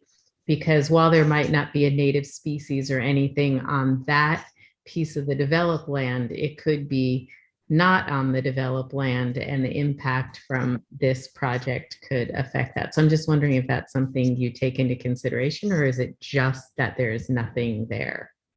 Does that make sense? Commissioner Burns, I can maybe address that one. So the ESOS study is looking more at existing resources for the first part of it. And that's, I think most of the commissioners are saying, yeah, we need to know exactly where the resources are, and then we can look at what the proposed setbacks might be. That item 5 does include, of the ESOS study does include looking at potential, and I can pull that up again. Sorry, hold on. I'll share my screen for that section of the report. So 5B does look at 5A and B and so forth, look at determining where and the impact, where the resources are, and recommend measures that will mitigate impacts of any development on the site, but also when you get into the, sorry, I'm trying to find where it is, in item 4, looking at, are there measures that would help restore things? So we're not, and frankly, this is one of my issues that I've always had with CEQA, as John knows. It takes a look at where you are and don't make it worse. There's nothing in CEQA that talks about actually making things better. And it's, I won't get into that, but in this case, I'll say the Planning Commission, City Council had the foresight to say, hey, is there a way we can make things better? Can we balance development with making some of the things better? And I think that, the Barlow is certainly looking at, even at this high level, how can they do that with looking at that back section with a little bit of the AmeriCorps Trail. And I know their previous proposal had, which you didn't see because our WRA didn't think it was appropriate, which is fine. They're more of a biological consultant than myself, and the city manager had reviewed one with the property owner, where there was sort of a promenade, and it was actually welcoming you into the Laguna. So I think the Barlow is certainly cognizant of that as they're looking at it, but that is certainly one of the objectives of the ESOS zoning, and the intent of it is, let's not just keep things status quo, but let's see how we can design a project that that does make things better. Now, some of the items, Commissioner Burns, that you're concerned with are dealt with in CEQA, and so that includes the traffic. And I will note the city is currently looking at our local road safety plan, which is going to be presented to council on May 3rd, I believe. And I believe one of the intersections, because I've been involved with that, is the Laguna Morris Street intersection in terms of crossing safety there. So we're aware of it as staff. And certainly if there's a parking lot developed here and there's going to be a lot more traffic, we would certainly want to make sure that that is that and the additional car traffic is included. The stormwater and pollutants and flooding is also, it's here in our ESOS, but it's also covered by CEQA. And, is it, how do we make sure that we're not having impacts there? So did I answer your question, Commissioner Burns? I mean, I'm just wondering what I take into consideration. Is it like if that plot of land doesn't have anything on it, or is it if the effect of what you do on that plot of land would affect other lands? So, I think it. Right. So we will look at that one way or the other. The ESOS when we're talking about the biologic resource kind of stuff, we're saying we don't, staff has said, and I think other commissioners are saying, we don't necessarily need to look at biology and whatnot, the existing stuff on that previously developed area.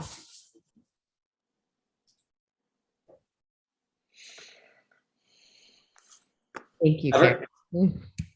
Karen. Yeah, I appreciate those comments, Carrie, because I was trying to keep my thoughts along those lines as well, in that just because it was a site that wasn't very environmentally friendly, that we should be okay with continuing that, or that's our base mark. That's what we're starting with. It's already terrible, so anything we do is going to be better. But I do think in some ways it will be better. But I again just reiterate, I think some of the provisions of the ESOS would be helpful information. And as Commissioner Zach also said, I'm not against the reducing the setback, but I'm just looking to get a little bit more information to base that decision on.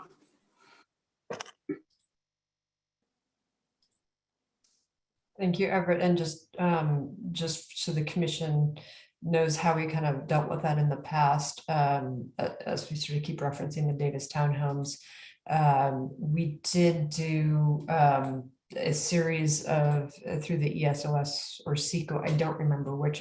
I believe it was probably actually in both. But in combination, so the 50-foot setback for that particular project was about here. And you can see there's already development on either side of that, further south than where they were proposing. I think their development is right around, limited to right around where that sort of informal trail is. But one of the mitigations that they're doing is they are within this area, which is, they didn't remove any of the trees within that setback area. And I think the Barlow, I imagine, would be fine with that as well within their scope. But then they also are replanting with natives and restoring it to extend the buffer up. So right now it's not really a buffer, it's more of a stormwater swale. But the idea is, let's use that setback buffer as a way of actually making improvements. And so that's section 5.4. That is one of the things we'll look at as we're coming back in the project of, in that area between what happens. And there may be, is it limited there, or are there other things? The Barlow, the townhome project has a lot of natives that they're replanting, and actually John just told me today they're changing their lawn area that they had approved to native grasses as well, both for drought issues, but also obviously that helps. Zach? Yeah, a question for sort of the staff, but also I suppose to understand whether this is workable for the applicant as well. Are we able tonight to approve a reduction in the scope of the ESOS, for example, by exempting the previously paved area, and ask to defer the decision on the setback pending additional information? I'm imagining this might allow the applicant to bring forward something to enlighten us a little regarding the setback question, but also proceed with the beginnings of this study. So my question is, to staff, can we do that? And to the applicant, would that be workable? So Commissioner Dauch, yes, that is actually, if you look at the options, it's kind of 3 and 4 in combination. And so exempt a portion of the site is item 3, such as the previously developed areas. And then in this case, it would be using item 4, which would be to defer the determination of the setback reduction until the study is available. And so from a staff perspective, yes, that would be perfectly acceptable. Yeah. I have a question about that. So if we decided to go with items 3 and 4, exempt a portion of the site from study, So what will be different from the WRA study that already kind of looked at this and found, they kind of had a list of plants that were found in that area to the east and a list of animals that were found in the area to the east. It didn't identify specifically wetland resources, but so what will the ESOS study differ from what we already know? Sure. about So we that? would look at delineating where the resources of concerns are, whether that be the riparian zones, the wetlands within those areas. And so that, I think, is what commissioners have been discussing. Okay, I just want to be clear where that- those limits are. Yeah. Yeah, no, I just we'll want to come be back clear. with a clear determination on that.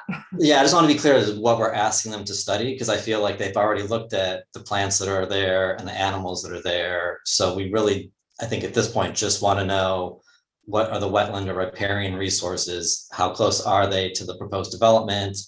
And that will help us determine whether or not the 50-foot setback reduction is acceptable. That's my Correct. interpretation of what Correct. we're asking, what we're talking about. And I know Commissioner Dauch had a question to the applicant. I don't know, Chair Fritz, who of the applicants. Yeah, that's can fine. Answer that. Kenyon or Yolanda, you want to weigh in on, is what we're talking about kind of okay with you to kind of split this decision? Well, we hear what you're saying, and yeah, it's something that we could work with.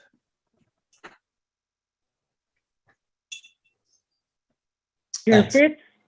Yes, go ahead, Linda. Okay, let me weigh in a little bit. I agree with most everything that most of you all have said. However, we don't even know if 100-foot setback is the appropriate one without further study.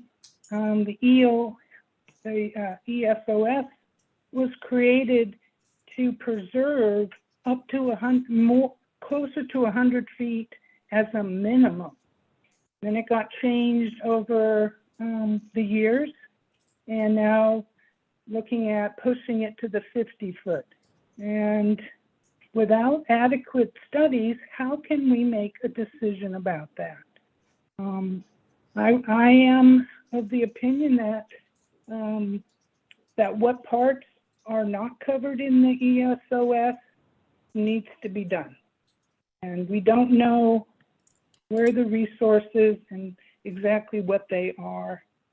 And of course, the viewshed analysis, I want to make sure that it is as vigorous as possible, because we can never get it back. That's mostly my concerns. To me, moving ahead with a 50-foot somehow is totally inappropriate without further studies. How can we even know what that is? Thank you. Okay, yeah, thanks, Linda. It sounds like we're all kind of generally in agreement on that issue. So are there any other thoughts or comments, or anyone like to make a motion about this?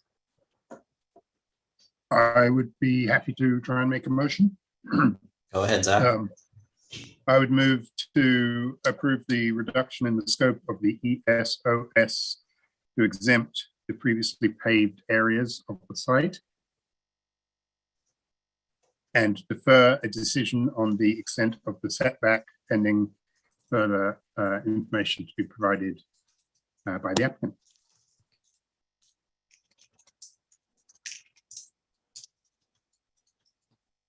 Can I clarify something on that motion? Information from the applicant or after the study? Are you just want additional information, or is it something that we would wait until the study was completed? I think if my understanding is correct, is that they would need to know what the setback ultimately was to finalize the study, because it would either include all of that area or not. I think, if I'm not misunderstanding.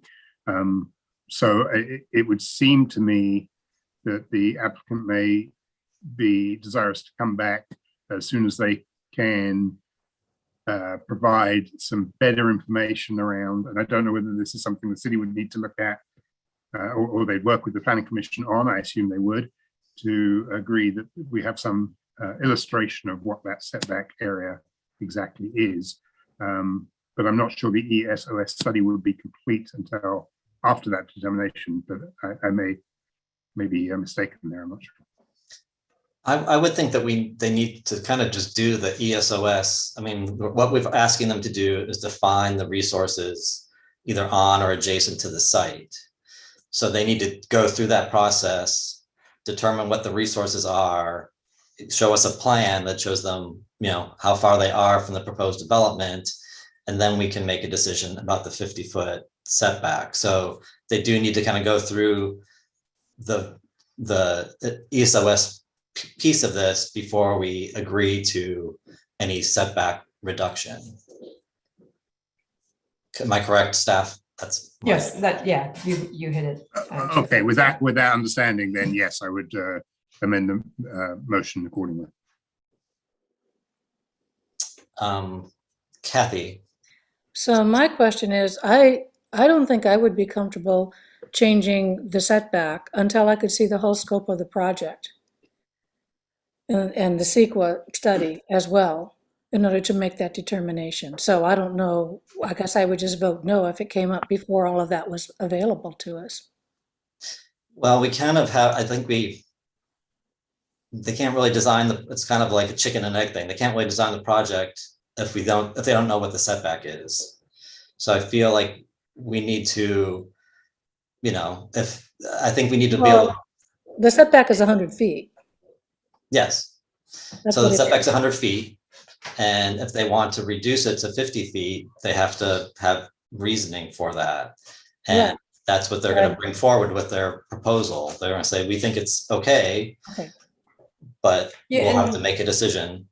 Chair Right. Fritz, if I can clear a couple of things that might be helpful. One is that if there is since the use is proposed as parking, that requires a use permit. And so that and the CEQA would be done at that time. And so as we talked about previously, the CEQA includes, I'm sure the bother will be working on this in the meantime, as they can, but it includes the concerns of the lighting, the floodplain issues with the stormwater, as well as any other flooding issues, the traffic and those types of things. So those would be reviewed based on a specific project. Okay. That's what I wanted. So and it's still a use permit, which is a discretionary entitlement for the planning commission. So just to give that level of comfort. And then one other thing, it is actually the resource analysis is actually directed by the city. So us as staff, we can make sure that, you know, we're communicating appropriately to make sure that we're getting what the commission is, what I'm hearing direction from the commission on tonight. So we have a motion. Do I have a second? I'll second that. Thank you, Kathy. Kenyon, would you like to say something? Just a clarification, Zach's motion was to exempt the previously paved area. That's only a portion of the development footprint where the plant operated. So we'd prefer previously developed area to that. Is that Yeah, clarification came to Zach? Sorry, yeah, I was just going back and looking at the WRA report, and I think it says previously developed area it looks to be fine. And are you okay with that modification, Kathy? Yeah, my question is, does that include the areas where the landfill has put in the large concrete barriers? Yes. Okay, so I don't feel comfortable with eliminating that area. Well, I'm trying to think because actually, well, I don't know. It seems like that's not really the development. That's part of the landfill that created the development. They didn't build on their concrete barricades. They didn't. That's kind of the retaining wall. They didn't build on that. They built inside of that. And I feel like that area with those retaining walls should be studied. Others Okay. could disagree with me, but Well, I guess, so we have a motion. Zach agreed to the amendment. and you seconded it, so you have to agree to the amended motion, or we need to make a different motion, or someone else has Or to say you would need to get a different second. different I'm not sure second. how the root of order. Yeah. You can withdraw. I'll drop it because I mean, don't we can know. discuss it I don't more. know whether you're, okay. We I can go discuss with- it more, but I guess if you have to accept the amendment to the motion, and then we can have a conversation about it. If we're just talking about the asphalted areas, Well, so I think what Kenyon is saying is there's a portion that's paved with concrete. The rest of the area that we're looking at that's kind of gray in this plan is maybe not concrete, but it's asphalt or gravel or whatever, random development. It's not the green spot areas, which are obviously vegetation. So what the motion currently is to exempt basically what you're looking at that's gray on this photograph. And we're only, because what we're trying to do is determine where the resources are. If there's a wetland, a vernal pool, a riparian zone, that's clearly not in the gray area. yeah, That okay. is only going to happen in the green area. So that is what they are studying, is to determine what that is. At least that's the motion at this point. Yeah, I'll go along with that if we're only looking at the biological resources and hope that CEQA will deal with the rest of it later. Thank you. Yeah, yeah. And that may be, if, as there's a second, that may be something the commission may wish to clarify, is that that second part of the ES portion, which is the section 5.4 that I was speaking about, whether or not how to handle that with the previously developed versus the, I'll just pull it up on my screen. I'm not saying it right, but what I'm kind of hearing Vice Chair Ottinger's concern is that item 5 of the resources, potential mitigations related to and how that area might be resolved. Is that, Kathy, what you're, or do you think that there might be biotic resources in those concrete bunker areas? Well, I think that they may have an effect on what's existing now, and that we can't pretend like they don't exist. Okay, and so that would be what the avoidance of impacts and mitigate. So the 5A-B part of this is making sure that is, if there's for the ESOS study. Yeah, because one of the things, mitigations to make sure we're avoiding impacts on the natural areas further out. yeah, in floodplains, those higher elevations are really important to biotic resources as well. And so even though they're not there today, when it floods, they could be there. And maybe that's a CEQA issue. But yeah, I think that they're important areas. Just because they aren't paved doesn't mean they aren't. I'm sorry, Yolanda, would you like to add something? Yeah, I actually was just informed that those are no longer there, that's an old image. And those actually at the back of the site there do not exist today. Got it. But the topography hasn't changed greatly. There's still that. It's still mounting there, right? Yeah. It's just the walls are gone. Sounds like it. Sandy will know more than I do. Is that correct, Sandy? Yeah, what's happened back there is those walls were just those concrete chunks, those barriers that kept their materials from going down that little slope. And those have been removed a long time ago. And what's there now is just the edge of the of the cut slope. And we called it debris just because there's little piles of things here and there. But you can see to the left of this image where you see the trunks of the oak trees there. That's if you move your out to the left there. I can't get any closer in there, but that's what. Got it. Thank you for the clarification. Okay. I have a question. Go ahead, Linda. Ordinarily, when we did ESOS analysis in the past, didn't the city decide who the consultant was to do that rather than the applicant, but the applicant paid for it? Is that correct? That is how the procedure is written, Commissioner Kelly. I did not include that, but I'll share that portion of the code. So under procedures, and this,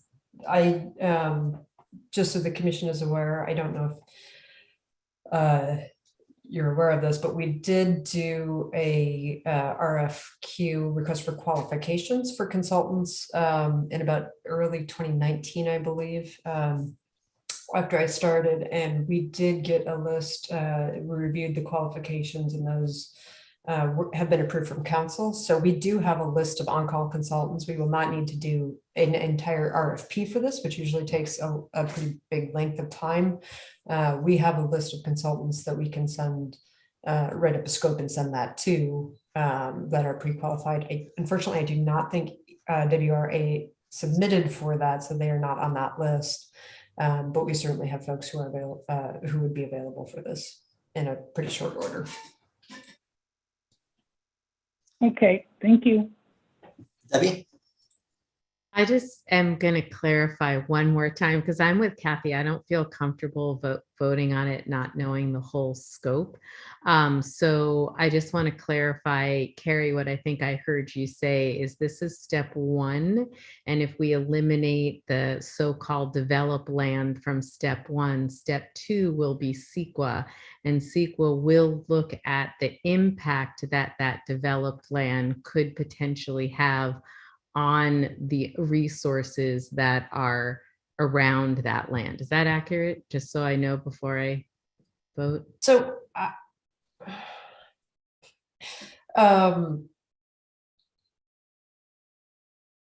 good question. Usually CEQA looks at larger scale issues. The ESOS is more site specific. And I'll just ask the question, as you can kind of see from this, it looks like parts of the land are starting to revert back to a more natural state. This is a 2019, March of 2019 image, so it's not terribly dated. Is the concern that, the developed area on the diagrams is showing all the way back to these kind of built edges of retaining walls there, but there is some sort of sense of nature onto the site. And is that something that, perhaps the commission can lend some flexibility? I think in terms of that item 5, the mitigation of impacts wouldn't be limited to the only not developed areas. It could include the developed areas. Yeah, well, my concern isn't even, but that's a good point about the nature re-establishing itself there. It's more about the impact that we talked about earlier, like the chemicals from the cars and the rubber or whatnot, the runoff would have on. So how do we know, what type of setback we need until we see a full, until we see a full report? Got it. So yes, there will be. That's part of CEQA. Yes. That would be part of CEQA and part of your use permit review for the development of the site. Yeah. Thank you. Any other comments from commissioners? So we have the motion and the second. And the motion is to reduce the scope of the ESOS to the undeveloped area in order to establish any nearby resources, biotic resources of wetlands or riparian areas. So that's what we are voting on. Is everyone clear on that? Is there any further? So Chair Fritz, can I, because I always sort of write down the motion if I can. Sure. I'll just kind of reread it with my chicken scratch of the amendment, which was to approve a reduction of the ESOS scope to exempt the previously, and that was paved, now developed areas, and defer a decision on any ESOS setback until the ESOS study is completed. And Zach, please correct me if I misspoke on that, but that's what I have written down. That's correct. Question before we vote. Go ahead, Linda. With that reduction of the study area, how does the view shed analysis get in there? The view It's like- shed is not part of that reduction. Even if something isn't completely exempt from the rest of the study, it still requires the scenic and view study. So that won't be part of any sort of reduction. Okay, thank you.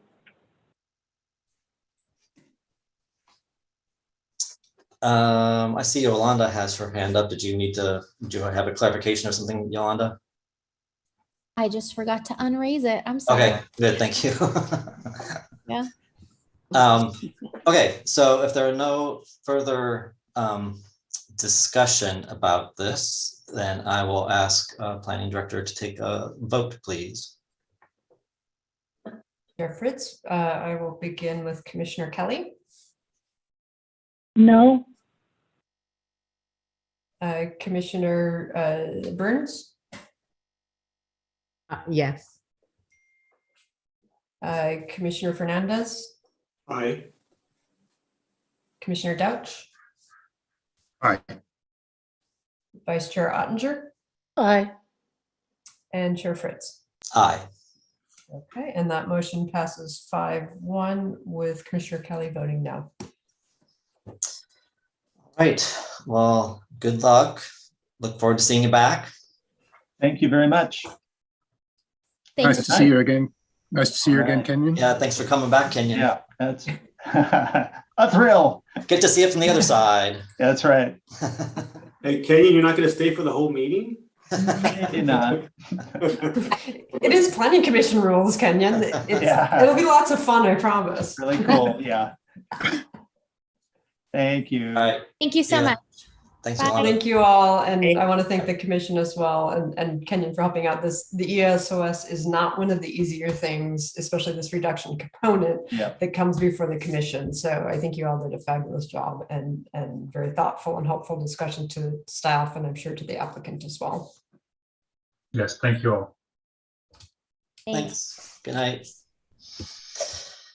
All right, then moving along. Next item is a discussion of Planning Commission rules. Before we move on, Paul, can I interrupt? Yes. I'm going to ask to be excused from the remainder of the meeting. I am currently home, quarantined, oh joy, and about 4 days in, and I've faded rapidly in the last few minutes. So if you don't mind, I will. So Excuse Commissioner myself. Dutch, if you wanted to stay on for just a couple of minutes before you, because I do want to give an update on where the Planning Commission size and status and all that kind of stuff is.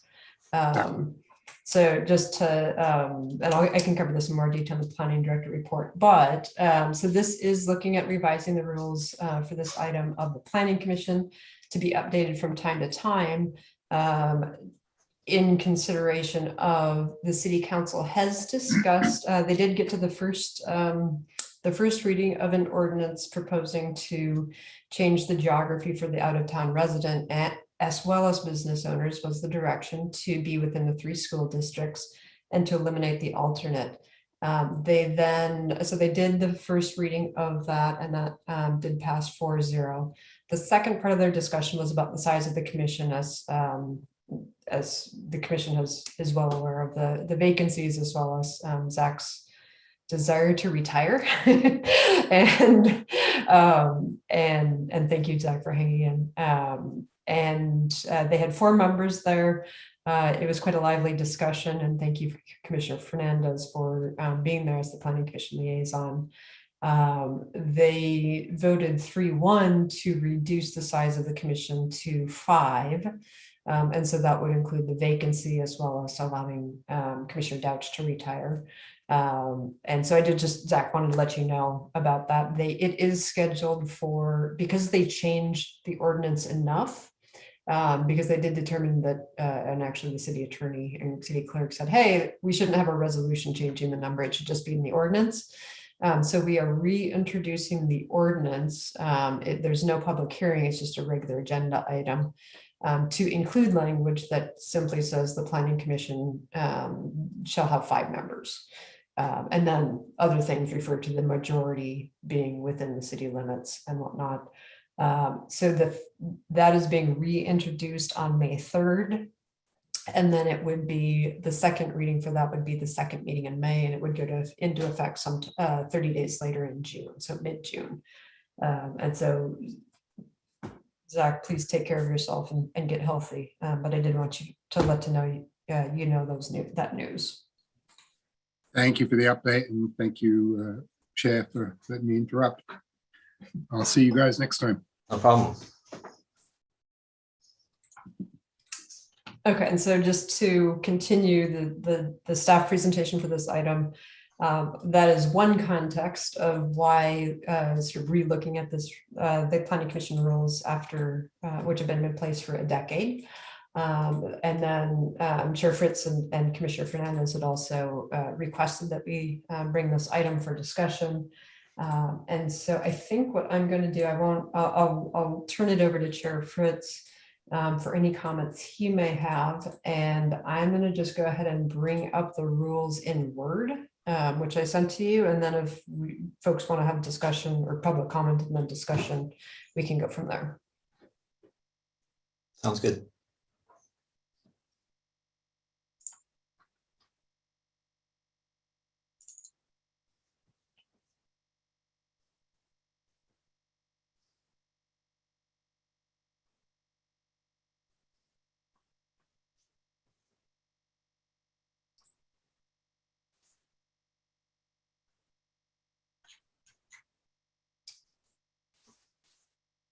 And Chair Fritz, did you have anything you wanted to add while I'm bringing up the document? No, the only thing that I had wanted to do, there's a Rule 3, agenda and order of business, and the way it's written now, it talks about the planning director may consult with the chairperson regarding scheduling, and I was trying to make that more of a concrete, like having regular meetings between the chair and the planning director, just so the chair can, understand what's coming up and have an understanding of future agenda items, but also, if the chair wants to bring specific items forward, that there's an opportunity to do that on a, more regular basis. So we're just trying to kind of codify that. And Everett actually suggested some language that I cannot find. Do you have that handy, Everett? Yes, I do. Let's see, I had the Director of Planning shall prepare an agenda for each meeting with advanced consultation with the chairperson regarding the scheduling of various items, both as to the meeting and which items are to be scheduled and a specific scheduling within the meeting agenda.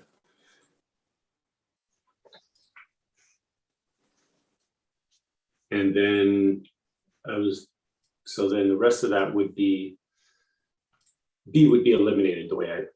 Yeah. So if people are looking, so this is Rule 3A is what Everett is referring to. Sorry about that. Yeah, 3A. So just kind of rewriting, kind of combining A and B, but making it more of a definitive, the chair and the planning director shall have regular meetings. Right, and I apologize. I'm not sure what happened, but I have the ability to share nothing other than a whiteboard right now. So I don't know what happened with my, John, I just sent it to your work email, but I realize you don't have it. I'll chat with you and see if I can send it to you in a way that you can share it. Or if you can let me know if there's a way to get it to you. Perfect, thank you. We'll have John share it.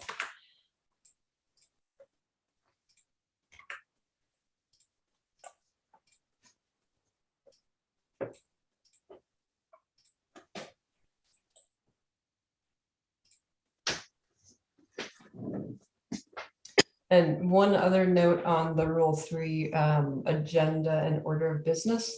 My preference is to make things simpler, not more complex. And right now there's a very specific order to things. So there's planning commissioner announcements, written communications, those types of things. And like, I know we've changed some of the things around.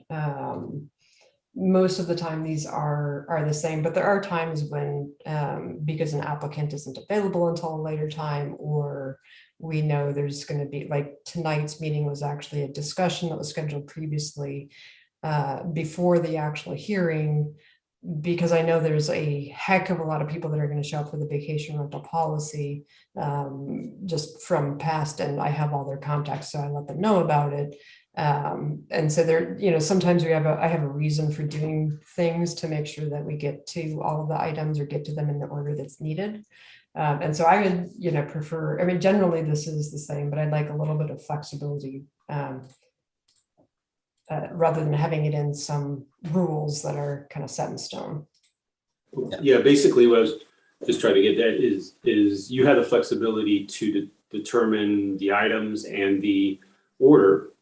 But I just was wanting to make sure that as the commission is a representative of the public, to just consult, say, hey, this is the agenda, these are the item, order of the items, this is what's going to be published. And if there's no concern about it or questions about it, you go with it. So you do get to do that.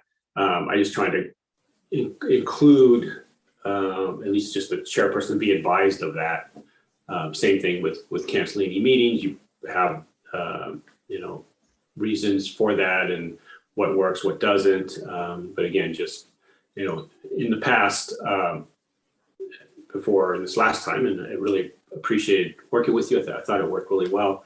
But prior to that, as one time I served as the chair, I wouldn't know of a meeting being canceled until Thursday, and then I would get questions from the commissioners as to why was it canceled or what's going on. I had no answer to that. So I just think that as a chair running this committee should be involved and be part of those, at least knowledge. We're not trying to have this person have to approve everything you do, but at least be advised of it and have knowledge of it. If that makes sense. Yeah, absolutely. And I know I've worked with yourself, Pat Wilson, and I've probably been lax with Paul meeting with him with everything going on, but and my apologies for that. But yeah, I certainly have been, and the chairs have always been understanding in terms of, if there are conflicts or things going on within the department because of our other committees or things like that are need to play into things. Yeah, so maybe just directors shall prepare an agenda for each meeting and confer with the chairperson. Basically it's a way to just word it to let the person know this is what's going on before it's sent out or published. And if for whatever reason you don't hear back or whatever, you can move along and do what you need to do to meet your timelines. But I think somehow, and I know that currently, because my experience in the past has been, okay, yeah, we all understand that, so it doesn't have to be written. Let's just go with that, and it works fine as long as those people are around. But then down the road, it's like, well, didn't we discuss this? And wasn't it, and then it completely changes. So that's my reason to have some of this written down, so it's not forgotten, or someone can at least sometime in the future say, hey, wait a minute, we're supposed to be doing it this way. Mhm. Right. And I know, like, one of the things that we do that isn't codified here is the Planning Commission liaison for items that are recommended from or appealed from the Planning Commission body. And well, I don't feel that's necessary if that's because I instituted that. I believe obviously I feel that's important, but if the commission feels that's important, that is something you can consider. Absolutely, yes, include rules. Or same with the work plan, if that's helpful to the commission. Yeah, I think all those things. I think it. Sorry for if it's okay to talk. So I brought it up. To basically go through and say, these are the things we're considering, and then it would come back right for a review of those items? Is that how it would work? We're not going to approve something tonight, right? Correct. Yeah. No, this was just to start the discussion, and actually when I talked with Chair Fritz earlier about the agenda with the vacation policy on the agenda, we both sort of thought we would get to introducing this item and people would take it away, think about it, and then come back for a more in-depth discussion. Okay. So can you the one item bullet point you have is update terminology to reflect current titles? Like, where is that? What is that? And what is out of? You know what? Frankly, I'm referred to it as planning director everywhere in the city documents, including the zoning ordinance. So the fact that it says director of planning here is a little weird. And it's just sort of those little, or like the 6 o'clock meeting time versus the 7 o'clock, just sort of those minutia kind of things that are clearly, and I think, I spoke, there's also, I forget where it is, something about a sergeant at arms that is a little bit archaic in my mind. Who's that?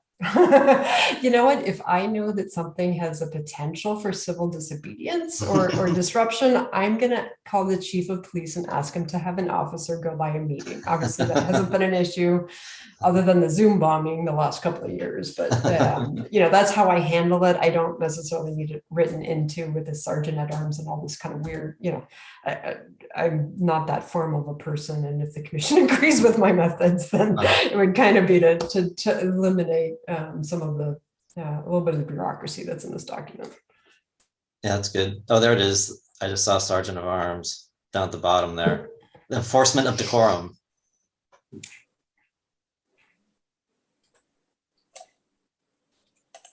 Yeah. Right. And this week, if we go to hybrid meetings, we can include that Zoom stuff into here, and then it's the vulgar language, and you'll get kicked out of the meeting.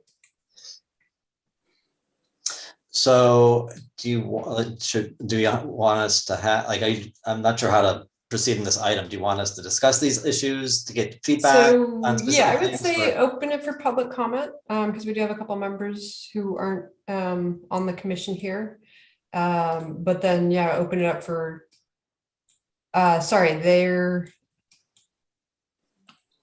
I think I'm seeing that they're part of the technology folks. So we can, it's just us. I was kind of trying to confirm that, but so if there's since there's no public here, I think, just open it up for general questions or discussion.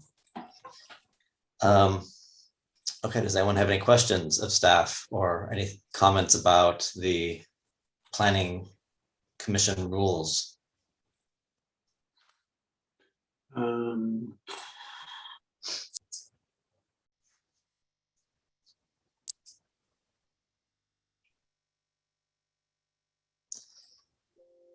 Go ahead, Everett. I just wanted to, there's a couple other areas, and let's see if I can find those.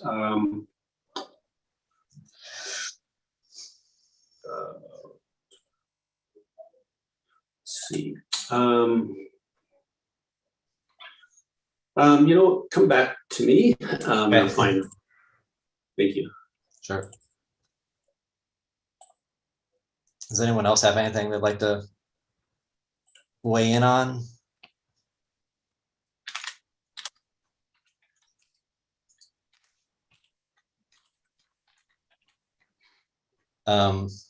Seeing none, I think updating terminology to reflect current titles is certainly reasonable. And providing flexibility in the order of items, I'm okay with that as well. We've kind of switched them around already anyway, probably against this document, but I did notice that. So we should probably maybe just update it. Yeah, either update it or make it a little bit more flexible. I think it's good to include all those items, like we need to cover these things, but they can be modified. The order can be modified as seen appropriate by the chair and planning director. And I guess when the hybrid meeting potential comes up, we'll have to figure out how to integrate whatever that is into this document. And I- Yeah, and on that, I know the council is set to discuss that May 3rd, and I think they are proposing, and we would probably just integrate whatever, but I think the clerk is proposing that, in order of public comment, if it's a hybrid meeting, that you take in-person comment first and then remote comment, so those types of things would be included.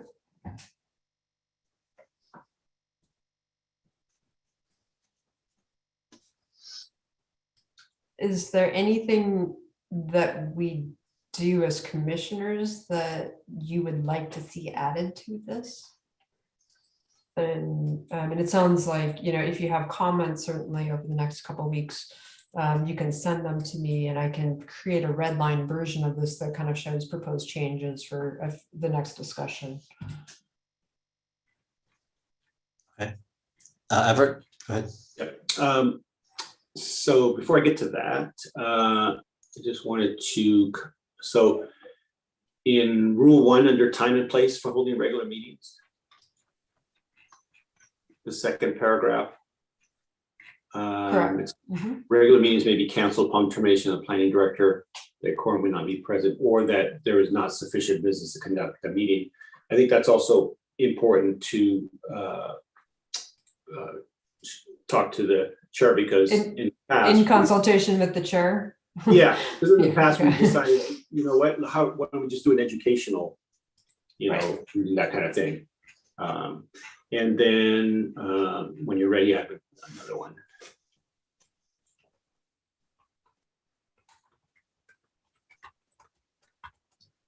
Go for it, Everett. So Rule 2 should be not 4 members, but majority, right? Yeah, that's exactly the intent of my discussing the number of members to be in business. It's the small interim may adjourn from time to time until a quorum is present. Okay. And then I wasn't really aware, because I've always was under the impression that once you start with a quorum, that it maintains the quorum. But in that same Rule 2, the second paragraph says the absence, temporary or permanent, of any commissioner previously recorded as present shall be noted in the minutes for purpose of determining the presence of a quorum at all times. Is that a I think we can clarify that. I'm not even quite sure what that means, but I think you have to have a quorum whenever you're taking a vote that requires a quorum. And if someone like Zach needed to depart, and he was the person who, he's now departing, if we were not to have a quorum, then we would be able to continue information and discussion, but we could no longer have votes. And so I think that's the intent of what this is. But it's not terribly clear, so I would advise revising that language, and I'll just highlight it and we'll figure out something. And then the other one, as far as addition, should something be added on here a little bit more explanatory about being the Parks Commission? That is included in the municipal code, where it actually references in the Planning Commission ordinance. It does say that it's either the Planning Commission ordinance or the park, or actually it's somewhere in there. I think when they disbanded the Parks Commission, that ordinance adopts the Planning Commission as that. But I think it's certainly not a bad piece of information, because this can then become a handout for new commissioners as well. And so, when you're looking at things like the ex parte communications at a site visit, or, oh, I'm now a park commissioner, which every single new commissioner I've trained has been, oh, really? So it's not very widely known. So that's a good point. And it's not really clear, like, what our responsibilities are. Are we supposed to be actively looking at parks? Are we supposed to be getting reports? Are we supposed to be touring the parks? So we're Parks Commission, but that's pretty much where it is as far as description. So right. And I bring the parks budget to you, but I don't know if prior directors did that or not. So okay. And then Rule 4, when you get a chance. So we're currently, and because of certain setbacks, we haven't gotten to this agenda item, but it just seems kind of odd to me, or it's always seemed a little strange that, so we wait until April, and I can understand that you're trying to get commissioners, I guess, installed and so forth. But what has happened a couple times is, so in April, you vote commission, vice chair and chair. And then if that person either decides not to renew, let's say if it's their year, or they don't get renewed, then we immediately have kind of a change for just a few months where I think the vice chair takes over, or if it's the vice chair situation, then a new vice chair is appointed. So it kind of just like disrupts things. And I don't know if it's possible or what the rest of the commissioners think, to do something closer to the beginning of the year, if that makes sense. Or if we do that, then could we make sure that announcements for filling vacant spots are set up in a proper timeline, so that by the end of the year or January, we could do that. So that's just one question I have for that. So I can answer that very last piece, which is the city clerk does a normal for all boards and commissions. And we've actually been working to get like the new Climate Action Committee and other groups on this. So if someone is, their term is ending, but it ends on December 31st. And so that way the city clerk isn't advertising for positions 3 or 4 times a year. Yeah. So she will have we're getting to the point where she's going to have a normal announcement time. They usually do the interviews so that the person can be appointed and ready to go by the January 1st date, when, after the 31st, December 31st term expiration.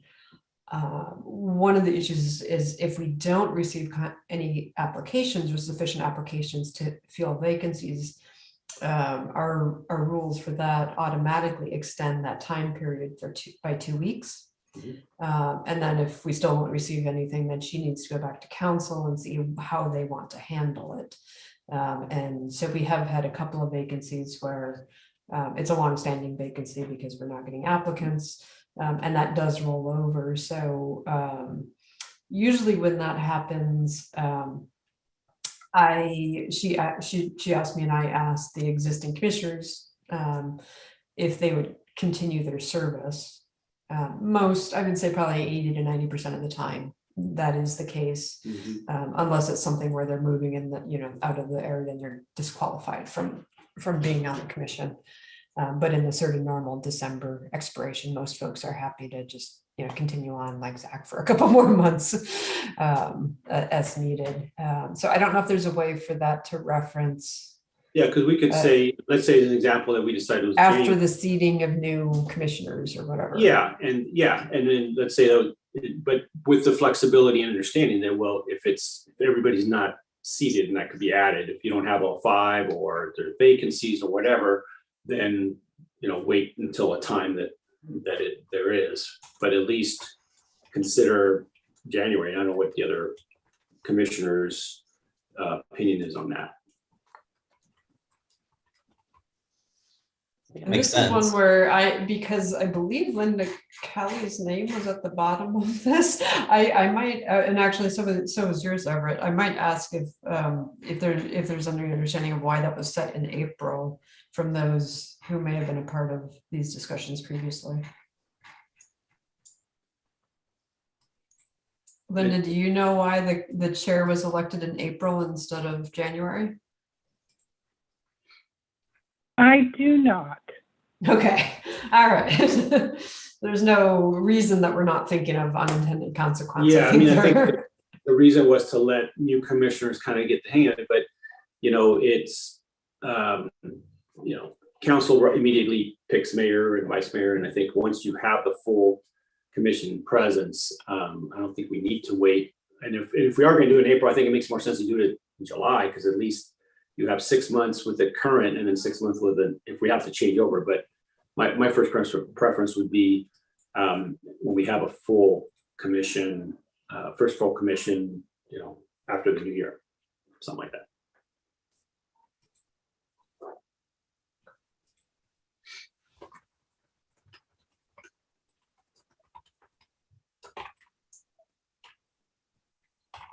Okay. I'll get something proposed for that. Okay.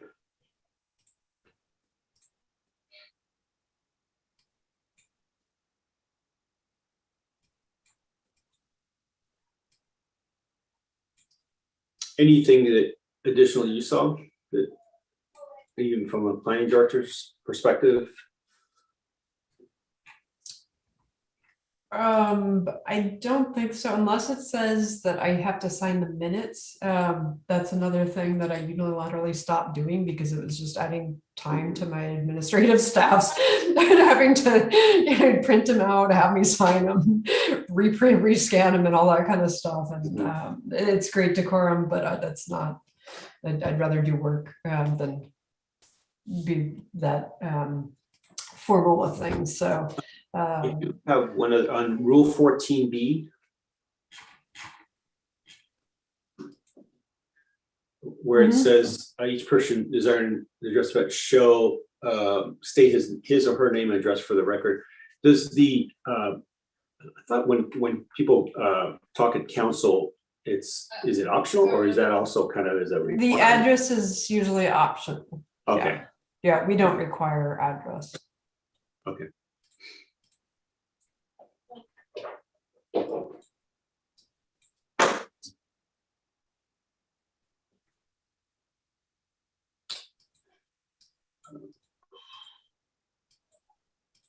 Free ice cream for meetings? I don't know. I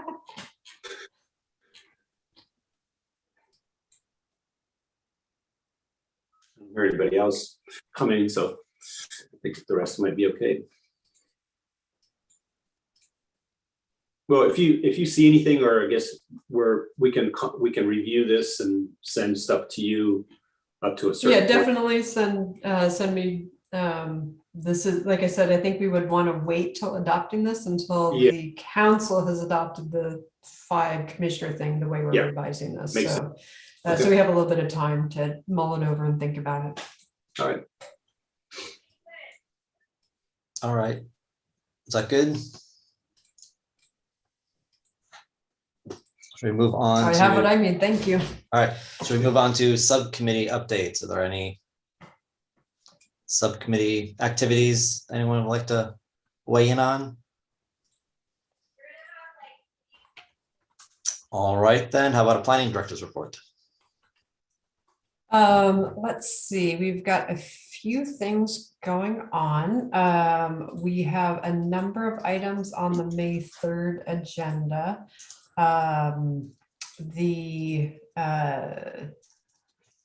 standard conditions of approval that it has been on a John smiling. It's his item and he's sat through 2 council meetings but hasn't gotten to present it yet. It'll be his first presentation to council. Is the city council meeting next Tuesday is, I believe, starting at 5 p.m. because they do have a backlog of business.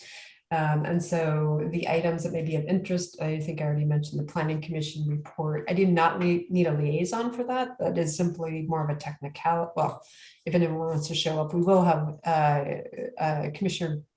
council member Glass was not at the prior city council meeting, but there was a 3-1 majority for reducing the number to 5. Councilmember Gurney was very much opposed to it. So that'll be coming back before them for first reading. The standard conditions of approval. We do have the merger of the Zero Waste and the Climate Action Committee is also got bumped to that agenda, and I will agendize the change of the CAC liaison to Everett at that once that is adopted by or approved by council. I don't anticipate any issues there. They simply ran out of time. The local road safety plan is being presented at the next council meeting as well, as is an update on the groundwater sustainability plan. And so for those of you who are interested in drought and water sustainability issues, I think that's actually one of the very first items. So 5 or 6 o'clock, it should be pretty early in the evening. I think I have one other item, but I'm forgetting, but, oh, they will be discussing the hybrid versus in-person versus remote meetings at that meeting as well. So a lot of interesting stuff on that agenda. Other items of interest, John, I don't know if you want to get it. I think you should give an update on the facade program and how that's going. Yeah, so next Wednesday, the design review board will be looking at 6 different facade improvement program applications, which is, in a short time that I've been here, the most amount that I've seen for the city, which is absolutely great. Getting the downtown area revitalized a little bit and updated signage and paint and other things like that. So yeah, so we'll be having that meeting on Wednesday, and hopefully that program will continue to move forward, because it seems like we're getting more and more interest with that and the kind of downtown area. Right, and I know the Relaunch folks, Laura Hager has been promoting that, and so I think this is actually the first time in, well, I know in my history here, 4 years, that it is now officially meeting and slightly exceeding the amount allocated by council of $20,000, and so that is actually, you know, we used to get like $3,000 or $4,000 worth of grants, so it's really exciting that people are starting to take advantage of that program. And then the Huntley Square design review, for those that are interested, is scheduled for May 19th at this point. In terms of the climate action, they have been discussing REACH codes for those who are interested. I know we have a couple of architects and builders on the commission. They will be discussing that at a future date, but their recommendation, so the majority at this point is looking at having the city continue with the tier 1, which is a step above the state standards for sustainability. And then there's some desire to sort of reorganize all the sustainability stuff, the wood burning, fireplace, the solar requirements, and the green building codes, and the EV requirements all into one place. That might be a bigger job than we can handle right now, but I think that is a good goal in general for helping people do that. And then the climate action framework, Phoebe, our Civic Spark Fellow, is working away on that. She will likely have a draft available in May, and we don't have that scheduled for the commission at this point, but I think that is something that we'll definitely want to get the commission's feedback on.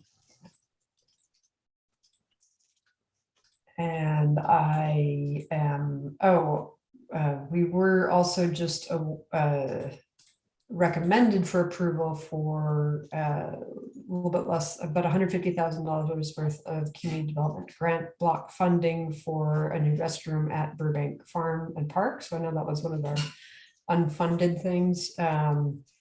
I sit on the Community Development Commission's Cities and Town Advisory Committee for the city, and that was voted for approval unanimously at our meeting a couple of weeks ago. It now goes to the Board of Supervisors, and they generally do take the staff and committee's recommendations on that. So hopefully we'll be able to move forward with that project soon. I did want to mention that we do have a full, complete submitted application from the Habitat for Humanity folks on the North Main Street project that you guys looked at the preliminary review a couple months back. So that should be coming to you hopefully here pretty soon for recommendation to council on that. Right. Oh, and for those who are interested in the Woodmark apartment project on Bodega, I know that is not a commission project, and they were design review board, but now our SB 35, all of those documents are now up on the website if you want to look at what their final submittal was. So, and I think that's it, but we're happy to answer any questions. Any questions of staff? I had one. I just want, because I know Carrie, you and I talked about this, but the Calder Creek sounds like it's coming back, or she's about to finish her schematic design, correct? She is working on the schematic design. They're actually doing a lot of the technical work right now for the hydrology. So she's sort of working on what's called a basis of design for GHG to complete the hydrology study. I know that study is the technical component of it is scheduled for completion this fiscal year, so in the next month or so, I think. In terms of the design, yeah, I do need to check in with Jessica. I know she has been working on the different components of it. She did meet with the various department heads, as well as Steve Weinberger from W-Trans, the city's traffic consultant, about the Jewel Willow intersection options. And so that is, she's working on some revision, that'll be high level concept, but in general, she's got pretty clear direction on the one or two options. And so those will be presented to the council as well, or the commission as well, as she's been developing the design. I don't have a date for her yet to come back, but yes, that is certainly something that is being worked on a number of fronts. And I will also note that I did meet recently with the Urban Stream Preservation Institute, who toured went down to the creek. We're lucky in Sebastopol. We have a lot of folks who are part of these organizations who live in or very near Sebastopol. And so this is someone who reached out to me through Ann Riley from WRI, the fellowship consultants. And they are speaking with the Coastal Conservancy about potential funding to keep working on the design work. The Coastal Conservancy does fund the study and design phases, which is great. So they think it's pretty viable there, and so I'm continuing to work with them on that. But I did include, as you saw in the CIP budget proposal, $80,000 for continuing the Calder Creek work and moving that forward. The budget committee, they had a hearing on Monday of the planning department's budget. And Paul, I actually let them know we could reduce our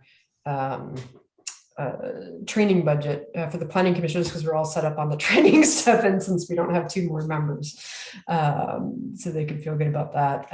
And the next meeting, they will be reviewing engineering in the CIP portion of it. So, and if we of course have the recommendations from the commission, I'll bring back any thoughts they have on that. But I can also let you know when that hearing is and the likely timing of the CIP if you want to listen in. And those are all now being, they've determined it's a standing committee, so those are publicly accessible on the website now. Everett? Not a question, but just a comment, just to say I really appreciate all the work, a lot of good stuff going on, and appreciate how you take your community into consideration with a lot of the stuff that you do. It may not be apparent, but it's definitely, it shows. So thank you, and John, thank you for your good work as well. Thank you. All right, if there's nothing else, I will adjourn the Planning Commission to May 10th. Have a good night, everybody. Right. Bye. Hi, guys.